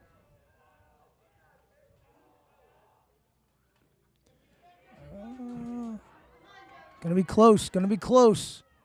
Got him. Out. Yep. Good job right there by Joey Sikoro making that play. I think Timmy was a little bit shocked too. Yeah, I don't know if Tim knew that was called a strike. I'm not so sure that if he would have just stood there thinking ball, you know what I mean? Yeah, no, I agree with you. I think Timmy thought it was a little bit of a different scenario. As Joe Prior is now up to bat for the Garnets, and he reached on base due to an error in his last at bat. Man, Nick is dealing right now. He really is pushing the pace. Another 0-2 count for Nick Tomasetto, jumping out to an early lead for himself. Senator Joe Fiore.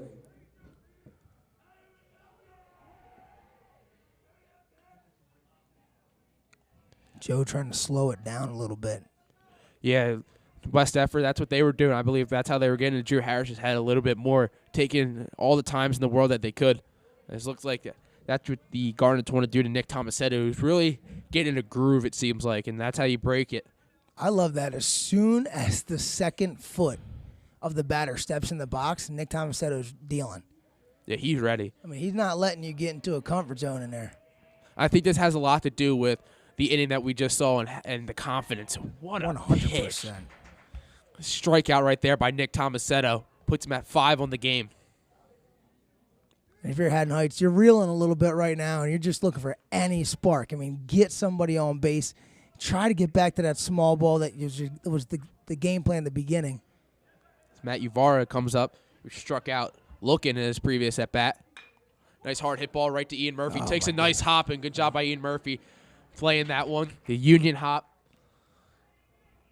I'll tell you, that's the inning you needed right there.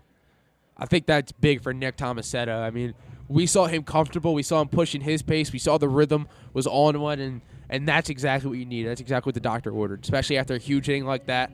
Now the momentum's clearly one-sided right now. It is, and what you want to see out of West Effort is let's keep our emotions in check, like you talked about in the beginning of the game, and let's also treat this like it's 0-0. Don't treat it like it's 7-1. Go out there and make Timmy Shell throw a bunch of pitches. If there's a man that I would choose to be the best spot to lead off for the Eagles right now, it's Nick Tomasetto, as he will. After having an incredible inning, he will start off the inning for the Eagles. What's he on the day, Mike? Nick Tomasetto is 1 for 2.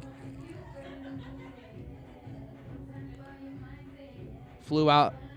He grounded out to third in his first at-bat, then got a single in his second at-bat.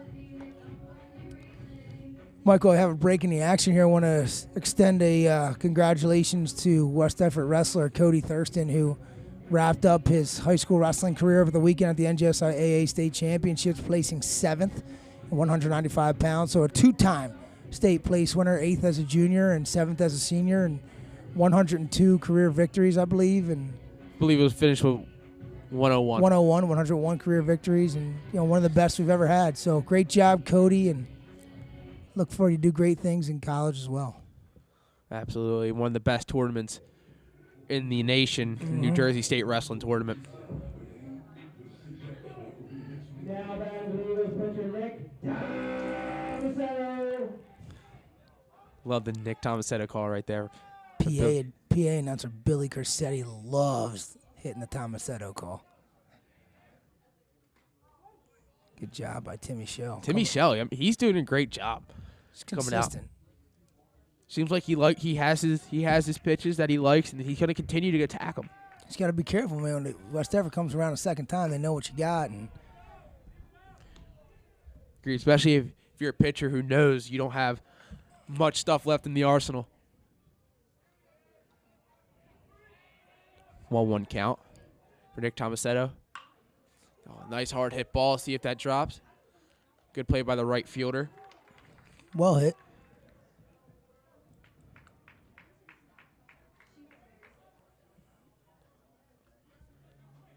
Now we have Cole Ambrosius, and Coach Morrell, you've been big on Cole Ambrosius this whole year, and we saw why in his previous at-bat. I believe that you say he had 7 RBIs on the year before that at-bat? He did, yeah. Yeah, now it puts him at double-digit RBIs. Obviously hit that 3-run shot. The kid's on fire right now. Seeing the ball well. And like you said, this is Cole's main sport. I believe he's another kid who plays baseball year-round. Also a basketball player. Yep. Also played key minutes for our basketball team. Oh, man, Another that's hard hit ripped. ball. Right to Shane Daly. That's another hard hit ball, Coach Brown. That's what you want to see.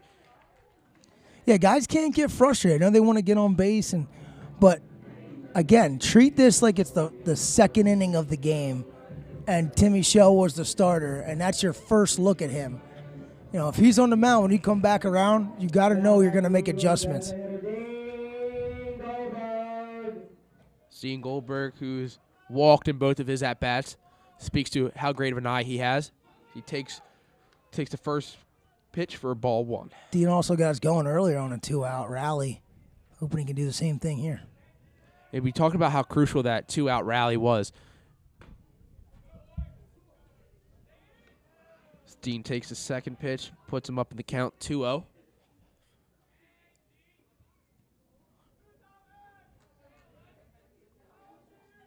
Good situation for Dean here, being a lefty on a righty with breaking stuff coming across the plate. Dean really does have a great eye. And as he looks to be up in the count 3-0, Taken. absolutely you're taking right here in this situation. Keep driving that count out, baby. That one was the we Tough one to said take right there. That's a tough one to take. Sticking to the game plan now.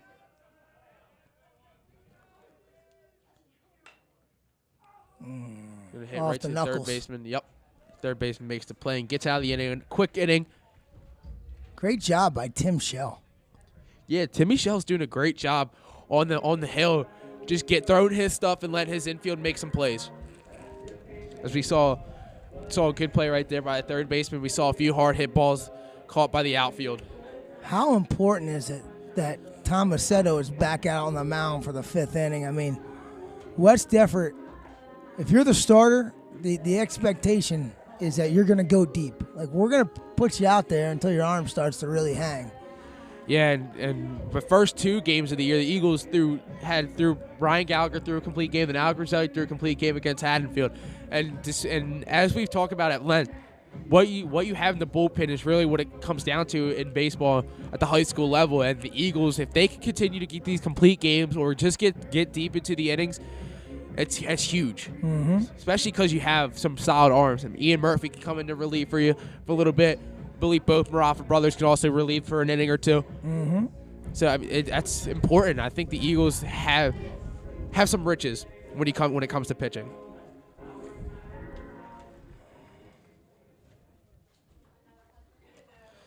And we want to see Nick Tomasetto keep up with what he did last inning. As John DiCostanzo comes up. This is a dangerous time to be up 7-1 because you can start to get a little complacent and just assume that this one's in the books. I think it's a little bit of human nature, and take your foot off the pedal, maybe lose focus. And an error and any kind of momentum can shift things quickly. Ooh, we did not. Oh, he didn't give him right time on there. that one. And Nick Tomasetto. I'm probably coming out of the. I'm definitely coming out of the dugout. Yep. Yeah, that's going to be a conversation for sure because he's been given time all day. I just want some consistency. That's the problem. Agreed. I'm sure that's what is being said from the Haddon Heights side. Giving the Eagles all the time in the world. We asked for time a few times, and you don't give it to us. Yeah, it's. Now we have an 0-2 count. Well, one thing you can't control is the umpires. You got that right. Foul ball. Still an 0-2 count. And we see Nick Tomasetto jump out to an 0-2 count and in all 4 batters that he's faced so far in the past inning and a third. And that just keeps you in control. And that's what you said, Coach Morrell. You said you wanted to see Nick Tomasetto come out and be in control, and ever since then he's been in full control. Oof. Swing and a miss. Nick Tomasetto is doing a great job. I believe that is his 6th strikeout of the game. And if you're Heights, you're just, you're just trying to get anything going here. Get on base. I'm surprised they haven't squared around and tried to lay down a bunt as they did earlier. I know there's nobody on, there's no runners to move, but just to get a little spark, you know? Yeah, because it looks like the Eagles, like we said, we've seen the Eagles adjust a little bit to the bunting. We've seen Ian Murphy come up to just right in front of the batter's box, and then we see Corey Baglow play a little bit of first and second. I'd probably lay something down just to change it up a little bit. Wonder if that decision will come into play, especially if you have one of your guys who you know has some serious speed. Ugh. It's going to be a 1-1 count.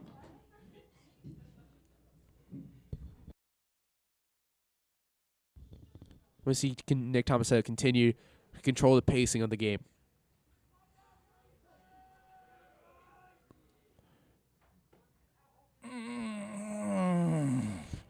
A tough ball call right there. Maybe a makeup call for the no time earlier.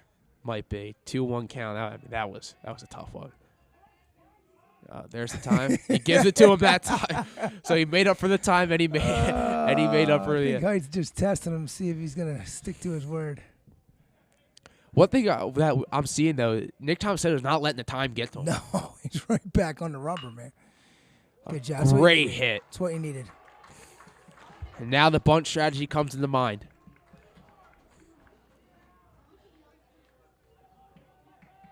I don't think the bunt strategy is going to come into mind with Caden off the bat. No. And this is where you got it. This is where it gets scary, like we were talking about for West Effort. If you think, hey, we're cruising right along here, up 7-1, it could be 7-3 with all the momentum in the Heights dugout in a heartbeat if they make a mistake. Turn 2 here, get out of the inning. Read my mind. Jerry Sikora was looking at first base right there. I think for the Eagles, just focus on the batter, unless you really catch the runner on first slipping. Yeah. Ripped. Good hard hit ball, and that's exactly what the doctor ordered for Heights. And overplayed by Graber. Yep, That's going to score That's one. going to score a run. No. Wow, big cutoff. I don't know how Graber redirected on that quickly, but Interesting call though, not to send Di Costanzo home.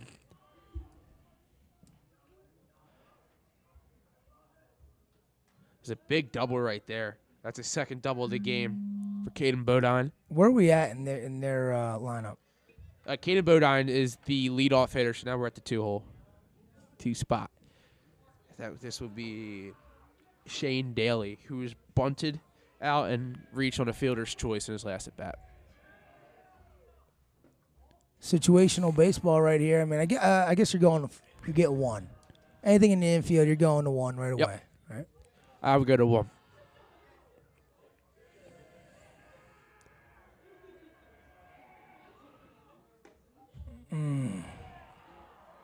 It's another close call right there.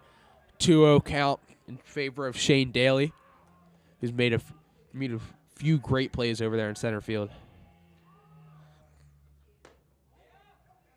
Calls that one strike. Looked very similar to the last pitch, maybe a little bit more inside.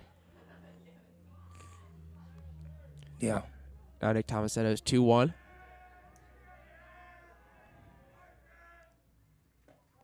Make it 2-2. That's a way to respond. Good pitch right there by Nick. See himself battle after he started the count 2-0 in favor of Shane Daly. Now it's even at 2-2. You get this out right here, any which way, strikeout, ground out is a big out.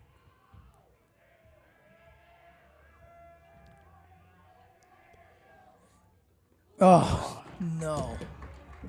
And Haddon Heights has life.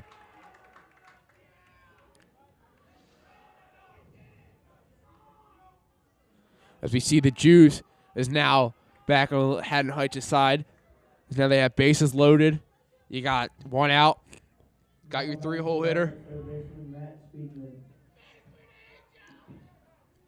Matt Speakman's up. All right, any base. Yep, you're in an any base situation. Potential to turn 2. Good hard hit ball. It's going to at least score one. 3, cut 3. Luke Lassen did a good job getting in front of that, and that scores the second run of the game for the Garnets. And this is where the West Effort coaching staff really challenges their pitchers to step up.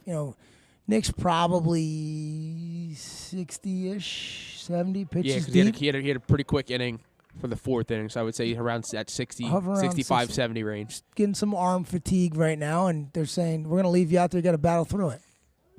I think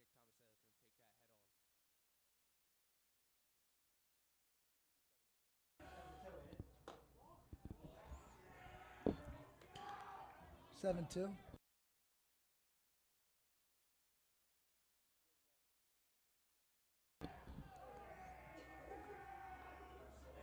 Good pitch. good pitch right there. Had Drew Harris confused on whether he wanted to swing on that one or not. He's going to bring the count to 1-1.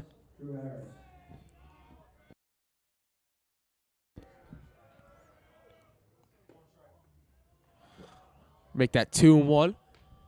Like you said, Coach Morrell, the West Effort coaching staff wants to see Nick.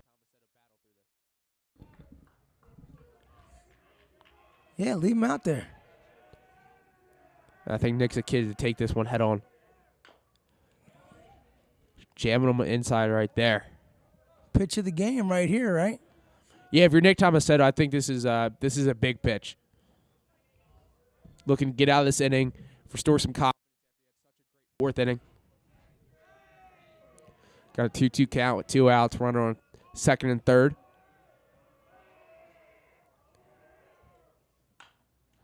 Battling. As much as we talked about how the Eagles had to do a good job of driving at the pitch count, the Garnets are starting to look to do the same thing. Yeah, and you got to believe that Drew Harris is thinking right now, man, I would love to help my team put some more runs up on the board.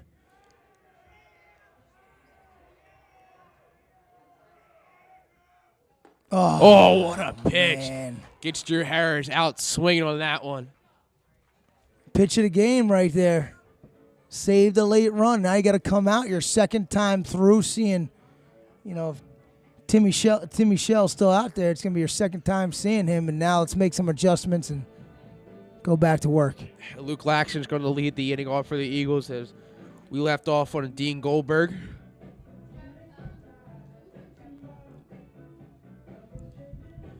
Interested to see what Luke Laxton, see what the report is from the guys in the dugout about Timmy Shell pitching, see how Luke Laxton comes up to bat.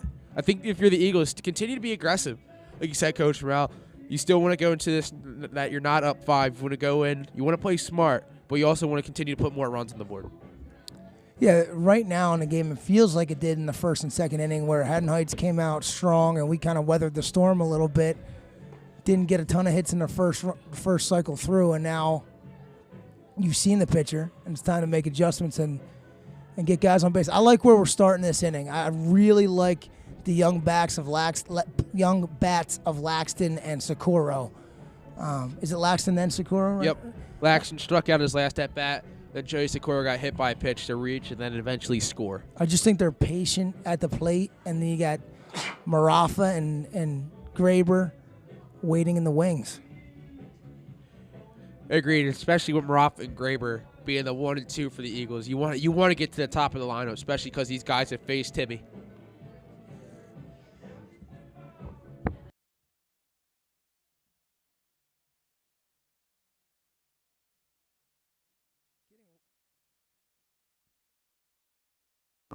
As Luke Laxton will come up to start the inning off for the Eagles. Like we mentioned earlier, struck out in his last at-bat, but also hit a double in his first at-bat. 1 and 2 on the day, looking to make it 2 and 3. Yeah.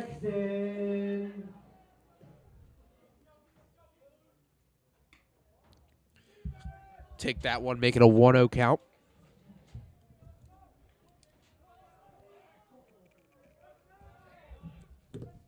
Timmy Shell winds up, looks to throw the second pitch of the at-bat.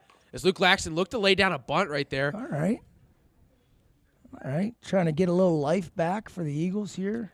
I think they really want to get to the top of that lineup, especially because most of the guys have seen Timmy Shell already. I think they really want to get to the top of the lineup and how good of a job the Eagles have done with their second time throwing a pitcher. I think that's what Coach O is thinking. Yeah, 100%. It's a good pitch right there by Timmy Shell. Like we said, Coach Morrell, Timmy Shell, since he's come in, is doing a great job. He knows what he has, and he's going to continue to attack it. As it's now a 1-2 count. Oh. Swing and a miss, and that would be a strikeout for Timmy Shell.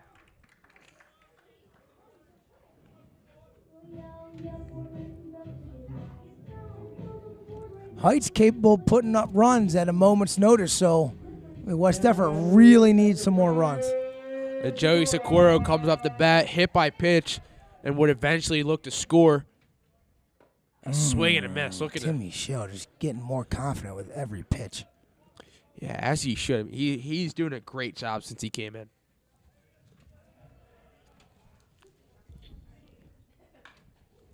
Joey Socorro reached for that one a little bit. It's going to fall foul.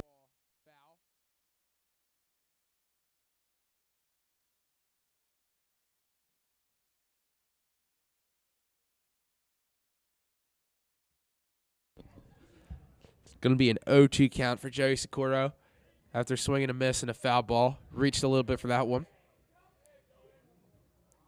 Ooh, ripped Nice it. hard hit ball right to Extra the gap. bases. Look to go 2 right here. Mishandled a little bit out there by Shane Daly as he slides. Aggressive face first slide in the second. Love to see the face first slide right there when he could have just stood up. Got to get that jersey dirty. Just to prove that you played. Great job by Joey Socorro. Being aggressive, swung at the first 2, and then eventually connected on the third one to hit it right in the gap to get it to second base. Nice double, and now you're at the top of the lineup, and this is exactly where I believe that Coach O wanted to be. What's Morrell on the day? Marafa is 1 for 3. Got a single in his last at bat.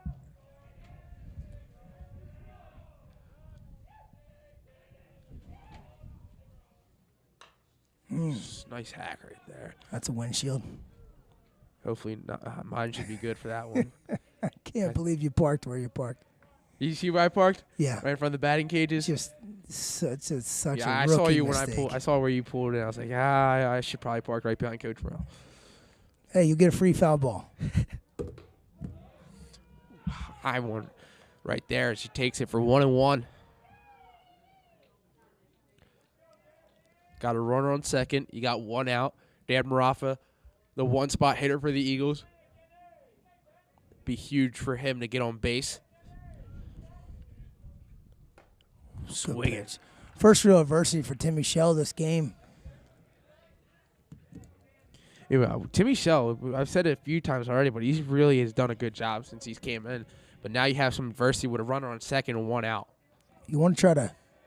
The tricky thing is you got Graber on deck. You know you don't want him on base, but it's much more comfortable seeing Graber with 2 outs than 1 out and 2 runners on.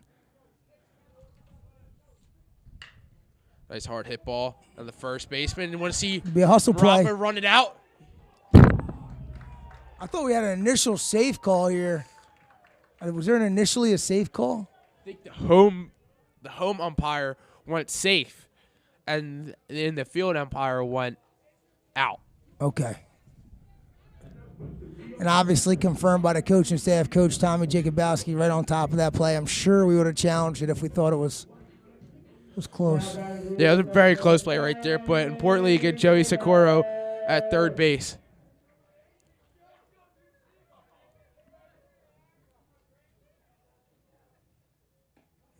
Good breaking ball. Seems like Timmy really has a good breaking ball. It feels like that's his bread and butter. Graber starts down the count 0-1 with 2 outs. Runner on third.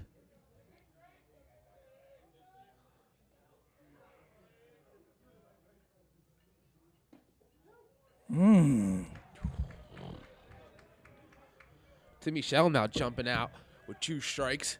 Aaron Graber, if you get Aaron Graber out right here, that is huge. Oh, my goodness. Talking about momentum. You get the momentum back on your side a little bit, especially after they had a big inning. Same can be said for the Eagles if they get Graber on base. And he will get on base with an RBI. Great job by Aaron Graber. Alec Roselli scores. He pinched ran for Joey Socorro. And now you can't get comfortable as Heights either, because now we're getting into that part of the lineup where we've been scoring a lot of runs. Yep, and like we said, Coach Morrell, the second time through, the Eagles do a great job, and that was Aaron's second time dealing with Timmy Shell, and he gets an RBI single right down the middle of the field.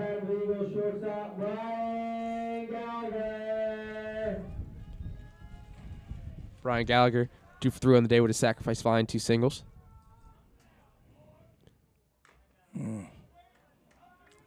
Swinging at that one. Brings it to an 0-1 count. We've seen Timmy Shell do a great job, especially this inning, jumping out to an 0-2 count in his favor. Yeah, and I like his tempo as well. He's not messing around. He's on the rubber. He's getting the ball back, and he wants to go right now. Not a whole lot of messing around. Yeah, but you could tell Aaron's base path aggressiveness is definitely in Timmy's head already. Are you sending Aaron in this situation? Yeah, especially because you see Timmy throwing a lot of breaking stuff. Just don't want to get that third out. Oof. That was a little close right there. Close but no cigar. I'll tell you what, for a big righty, Timmy's got a nice pickoff move. Yeah, I want to see Height throw Timmy out in the mound a little bit more. He said he didn't have too much experience. I mean, according to NJ.com, Yeah, and 26 pitches, 2 innings. But those were, I mean, they've also blown some people out of the water, so I don't know how much they've needed to go deep into the pen. yeah, but when you go against these good teams, man, like they're going to go against your West Effort again eventually later in the year. They'll go against Audubon later this week. They'll go against Haddon Township. That's a rough week for any team. Mm-hmm. Brian Gallagher, 0-1. You get 1-1. 2 outs. Aaron Graber on the base path, and we've seen how good of a job Aaron has done with his aggressiveness.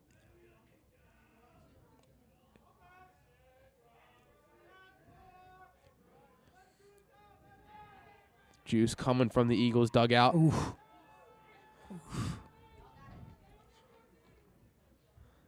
Really looks like Timmy's really conscious of Graber over there at first base. You wonder how much having an aggressive base runner on first dictates the pitches that you're throwing. You alluded to it earlier about, can Timmy throw his big breaking stuff? Is he as confident in it with a runner on first like Aaron? Won't hit the dirt.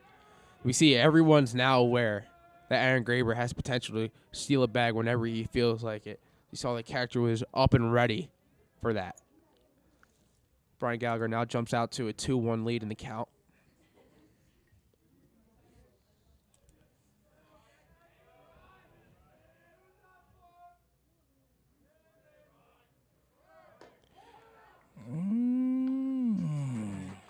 Advances to second on a steal right there. Very, very close. I think with a little bit of a better throw, potentially see Graber out.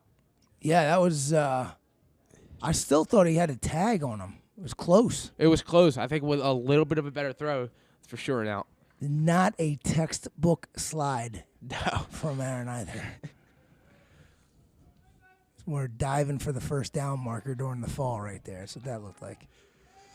Brian Gallagher now has a 3-1 lead.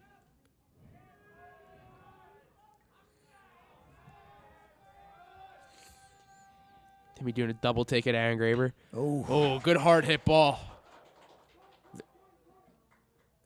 They hold Graber. Oh boy. I ultimately like the decision to hold Graber right there. You never know where the throw is going to be, but just to be smart, especially when you have Ian Murphy up the bat. You just don't want to kill your own momentum. You get thrown out the plate on a great hit by Brian Gallagher, and all of a sudden that's all for naught. Yep. Ian Murphy, who's certainly due, 0-3 on the day with a line out, 2 flyouts. He's been sniffing that warning track all day long. See, this is Ian's second time going against Timmy Shell. Eagles, once again, staying on top of the pitcher once they get through their second time. Good eye right there by Ian Murphy. So he jumps out to a 1-0 lead in the count. 2 outs, running on first and third. Tim's throwing a lot of pitches. That's starting to crank up his pitch count as well, I think, here. Yeah, it's been a little bit of a longer inning. He might be encroaching upon 30. I would say he's in that 30 range. Ooh. Be a called striker. Move on to the next pitch, Murph, right? Yeah, agreed. Especially Murph knows what he can do. Just find your pitch, wait for it, and you see you got to tee off on it. Cannot waste this opportunity.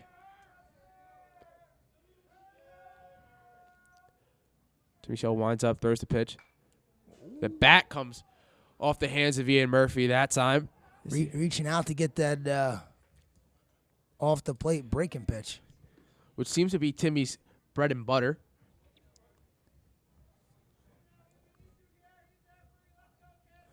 As Ian Murphy will now be down in the count. 1-2 with 2 outs. Runner on the corners.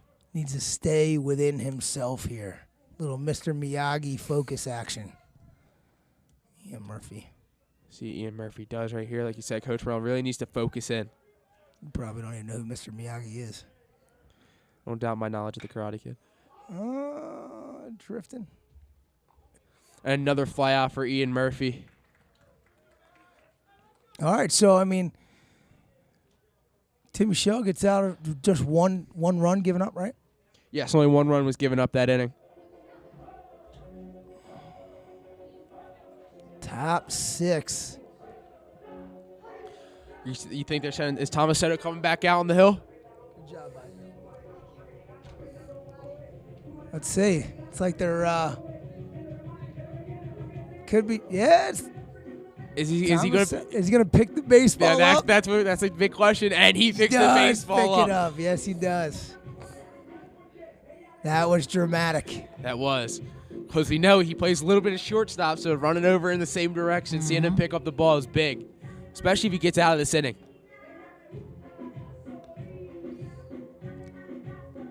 Looks like we've chosen to play without a center fielder this inning. Graber probably getting taped up after that slide. I'm sure he had a couple cuts. Yeah. We saw that was a, like you said, Coach Morrell, very textbook slide right there. Speak of this atmosphere we got over here at the Little League complex. You got games starting to get up on the softball field, on the far back baseball field, the baseball field to our right. Just this is the time of the year. It's one of the best areas to be. I promise you that. I mean, if you're a young baseball, softball player and you come over to the Dan Finocchi complex today and you got the music pumping in Union and all kinds of action as finally we get a center fielder to come out. And one big thing to speak on the importance of this complex, all these guys that you see on the baseball field right now for the Eagles have made their way through West Effort Little League. Yep. And that speaks a lot. Absolutely. Very strong tradition of baseball in this town. The Eagles are the defending Group 2 South Jersey champions, as they also have a 2016 NJ Group 2 championship. And they were also 2017 Eastern Senior League Regional champs.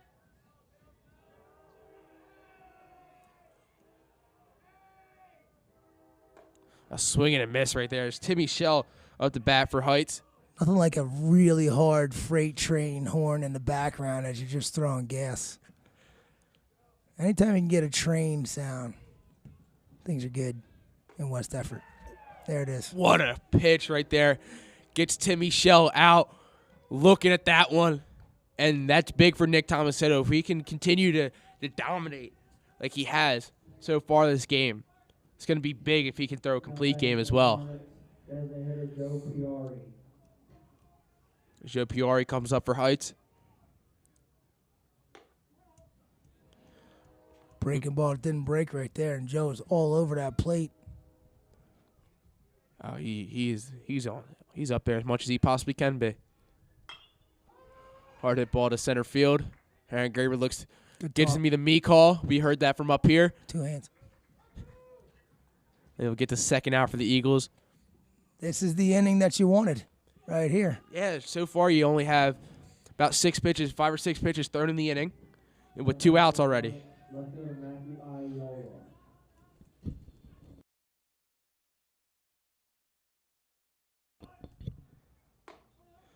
As Matt Uvara takes the first pitch right there for ball 1. If Nick Tomasetto can get this inning finished with this batter, that would be huge for the potential complete game. Oh, yeah. I mean, 4 outs away from a massive win in the Liberty Division Colonial.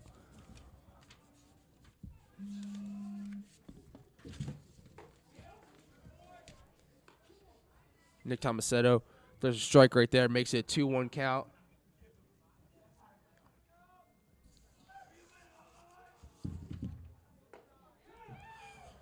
Make it 2-2. Nick Tomasetto's throwing some great stuff this inning. That is a response.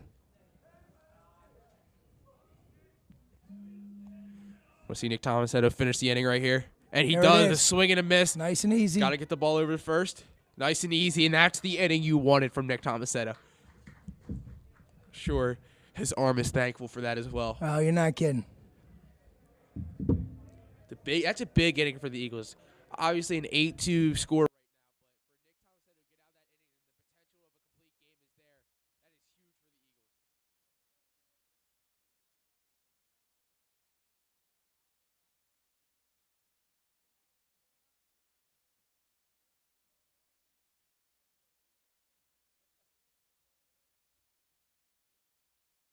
complete game is there, that is huge for the Eagles. And once again, Coach Morrell, Nick Tomasetto is going to pick up where he left off momentum-wise, where he will lead off the inning for the Eagles after Ian Murphy lined out his last at-bat. A little disappointed in our musical staff over here. Usually we're playing Eye of the Tiger when we're up mid-sixth inning. Looks like we went for Montel Jordan instead. I don't know any person who would take Eye of the Tiger. Eye of the Tiger is the song you got to play in this situation. I know for sure you're not taking this over Eye of the Tiger. No, I mean, what's happening over there? Too busy doing their Tic-Tac videos and their Tweetstagrams instead of focusing on what we traditionally do. Tradition is obviously something that will never, ever leave Coach Morrell's soul. Good to see Timmy Shell back on the mound, though. I think you were giving him big props last inning. I think he's pitching a heck of a game right now. Really came in and settled things down. Yeah, I agree. And if NJ.com is correct, and with his few appearances, and he's only throwing 27 pitches, I'd like to see Heights get to him more because he looks like he has some good breaking stuff. But the Eagles look to be a little bit on it last inning, and that's just been the theme of the year for the Eagles. As Nick Tomasetto looks to come up to bat, as he is 1 for 3 on the day with a single. Who do we have coming up this inning, Griff? Tomasetto and then Tomasetto, Cole, and Dean. Oof, man, tough line. Good hard hit ball. That's gonna first pitch right there. Nick Tomasetto gets the first with a nice hard hit single. This is a tough lineup, man. It just keeps getting tougher. I was getting ready to say the same thing, Coach Morrell, right before Nick Tomasetto ripped that one. That the Eagles, it's not like they have, like you get through their top of the lineup and you're like, all right, we get to breathe. No, you got to be weary throughout the whole 9 guys. And speaking of being cautious, when you get later in the lineup, your 6-hole hitter, Cole Ambrosius. Do we need to say anything for what he's already done this game and so far this year with 10 ribbies on the year? I hope he stays hot. I really want to see him stay hot in this at-bat in particular. And continue to open up that lead. It gets nerve-wracking at the end of these games, man. You never know. You heard the juice coming out of Haddon Heights earlier when they started to make a little bit of a run. Cole Ambrosius looking to maybe repeat what he did in the 3rd inning with that hard swing. So he would now be down the count 0-2 with Nick Tomasetto on first with no outs. Dean Goldberg's on deck for the Eagles. Cole Ambrosius. Like you said, Coach Morrell, I want to see him stay hot.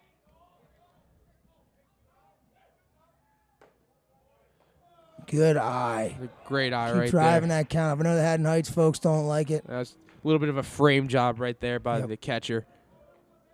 Wasn't as close as people may think. Got a battle here.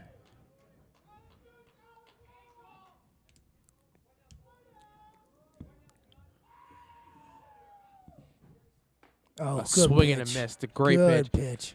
Man, Timmy has some great breaking stuff, especially to that outside edge of the plate. That's that righty on righty conundrum.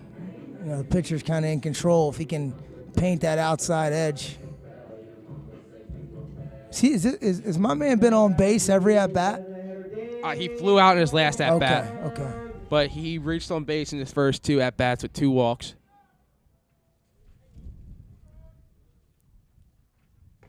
Good pitch. Great pitch. Tell you what, though, I gotta be careful with that pitch. I mean, that's coming righty to lefty, and with the way Dean's seeing the ball.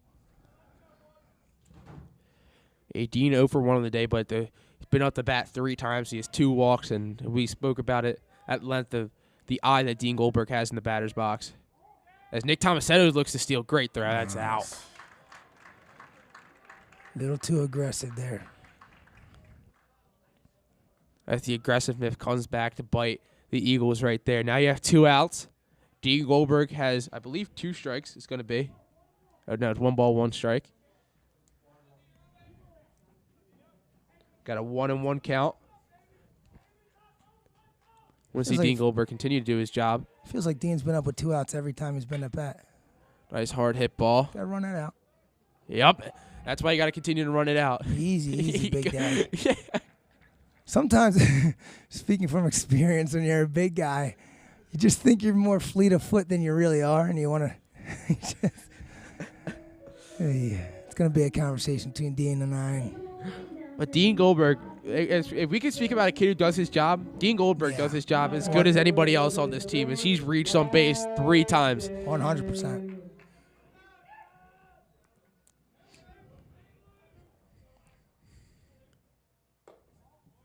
Ball 1. I think Timmy Shell's going to be as weary of Dean as he was Aaron Graber on the base path.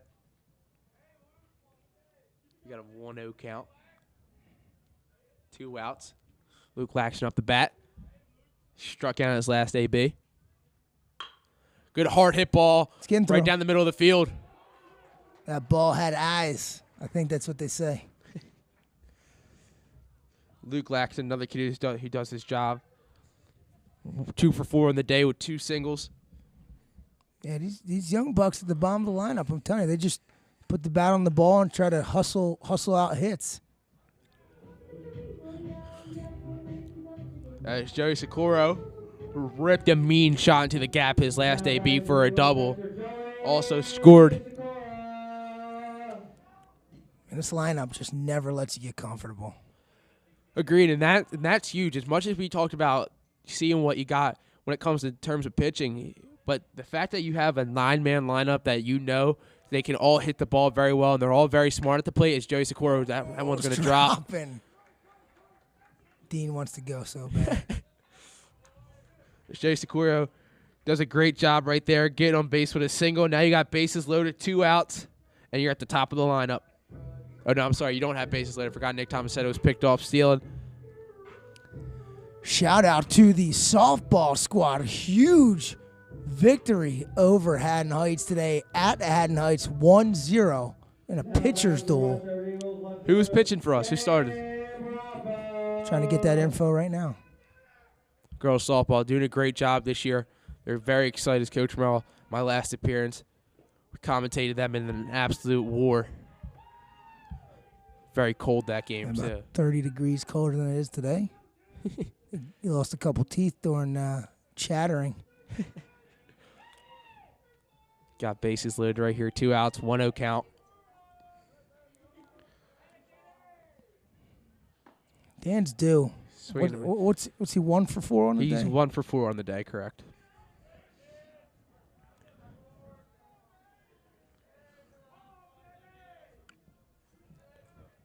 Big spot for Dan, especially with the bases loaded with 2 outs.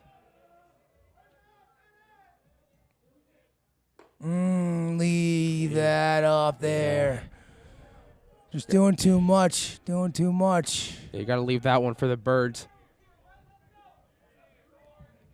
Dan Ruff now down the count 1-2.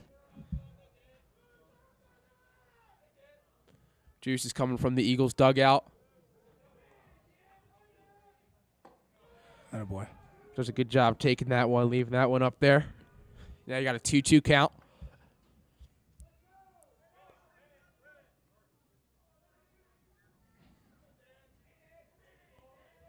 Got to make Timmy Shell earn his way out of this inning here, Dan. Hard hit Drifting ball. left. It's drifting left. As he flies out to center field, and that Tell you will what. retire the side. Got away with one there, Haddon Heights did. Absolutely. Got a text message from our JV coaches that one of the umpires of the JV game today was the guy that ejected me back in '98 on this field. I got ejected. Really? We were down to Haddon Field by 2 runs, making a late rally. I beat out a close play at first base, knew we couldn't take a double play. Late slide into second base to break up a double play. They said it was malicious. It wasn't. Oh, I believe it. So I got chucked out of that game. Apparently, the umpire said that the takeout slide at second base wasn't even close to the bag and was like a football tackle. That's verbatim. I would expect nothing less. As Ian Murphy comes to the mound, and he's one of the guys that you're going to come in for. He's going to come in for an inning and close out a game. Yep. Tomasetto did a great job, I believe, with 7 to 8 strikeouts, and did a great job letting up 4 hits and 2 runs. You just gotta, if you're Ian Murphy, you're saying, I'm just gonna put the ball over the plate and let the guys behind me do the job. And if you're Haddon Heights, you're saying, hey, make this guy throw a ton of pitches. Yep. Right? Agreed. Especially Ian Murphy, who's had himself a rough day, 0 for 4 in the day. But if Murphy can come out here and shut this thing down, get 3 good outs, that speaks volumes about the depth of the West Effort bullpen. And then, as we continue to mention, and we're going to continue to mention throughout the year, if you have a solid bullpen in high school, you're going to put yourself in a great position to win. Especially when Heights are at the bottom at the lineup, I believe at the 8-9-1 spot for the top of the 7th. Eagles 3 outs away though from winning this game.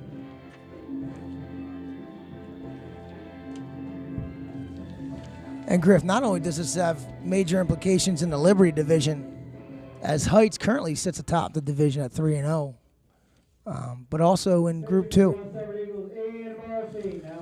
Yeah, because the PowerPoints. How about this for some inside facts? Well, Haddon Heights has scored 34 runs against opponents and given up 5. West Effort has earned 44 runs. Pretty amazing. The next closest team would be Sterling, 36 runs, but they've given up 38. Yeah, the Eagles, I'm sure a big part of that's almost a 20-run performance they put up against Collingswood with a 19-2 victory. Yeah.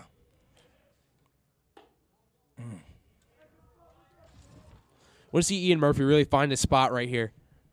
Don't do too much. Agreed. You just got to, and like you said, Coach Murphy, you just got to put the ball in play. Put the ball in play. He gets his first strike call. Man, he is working quickly. I think he needs to slow it down a little bit. Feel comfortable.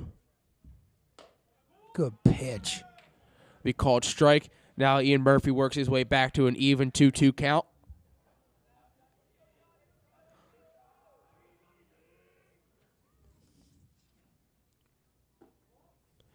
Now making a full count, 3-2. All right, keeping him guessing. Thinking fastball here. Absolutely. As D. Costanzo will walk on the first.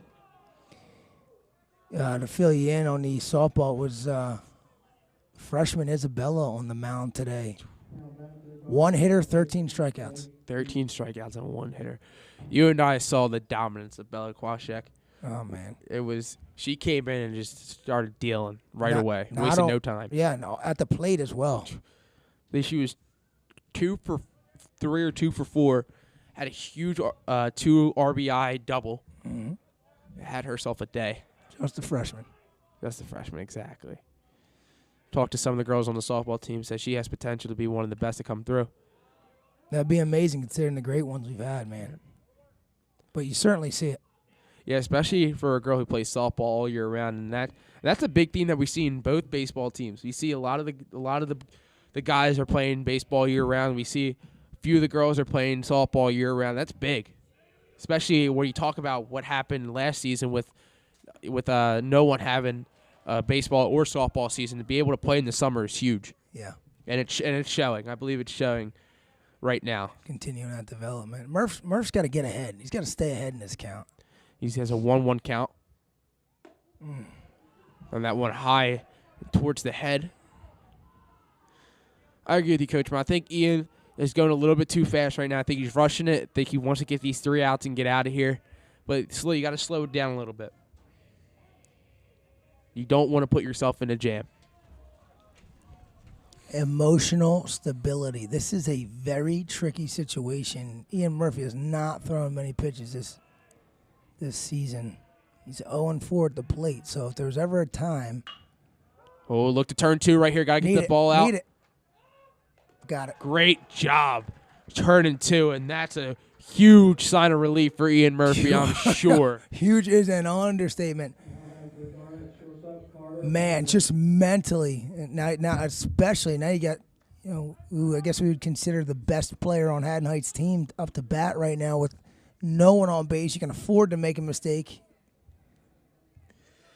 Absolutely, and that was a big double play as we saw the ball got out a little bit quicker and the Eagles were able to turn 2.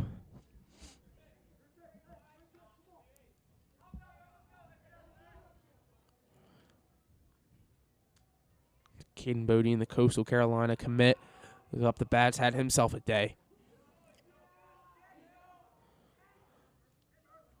I mean, we saw where the tone of this game was possibly set, and Caden's first at bat ripping a double to the warning track. Almost put it through the bottom of the fence. We saw exactly why he's a Coastal Carolina commit. The foul ball right there. It's going to put the count 2-1. It's a big strike. Murph needed that one. For Ian, now especially with that double play, no one on base, you really get to relax now. Throw your stuff and get it over the plate.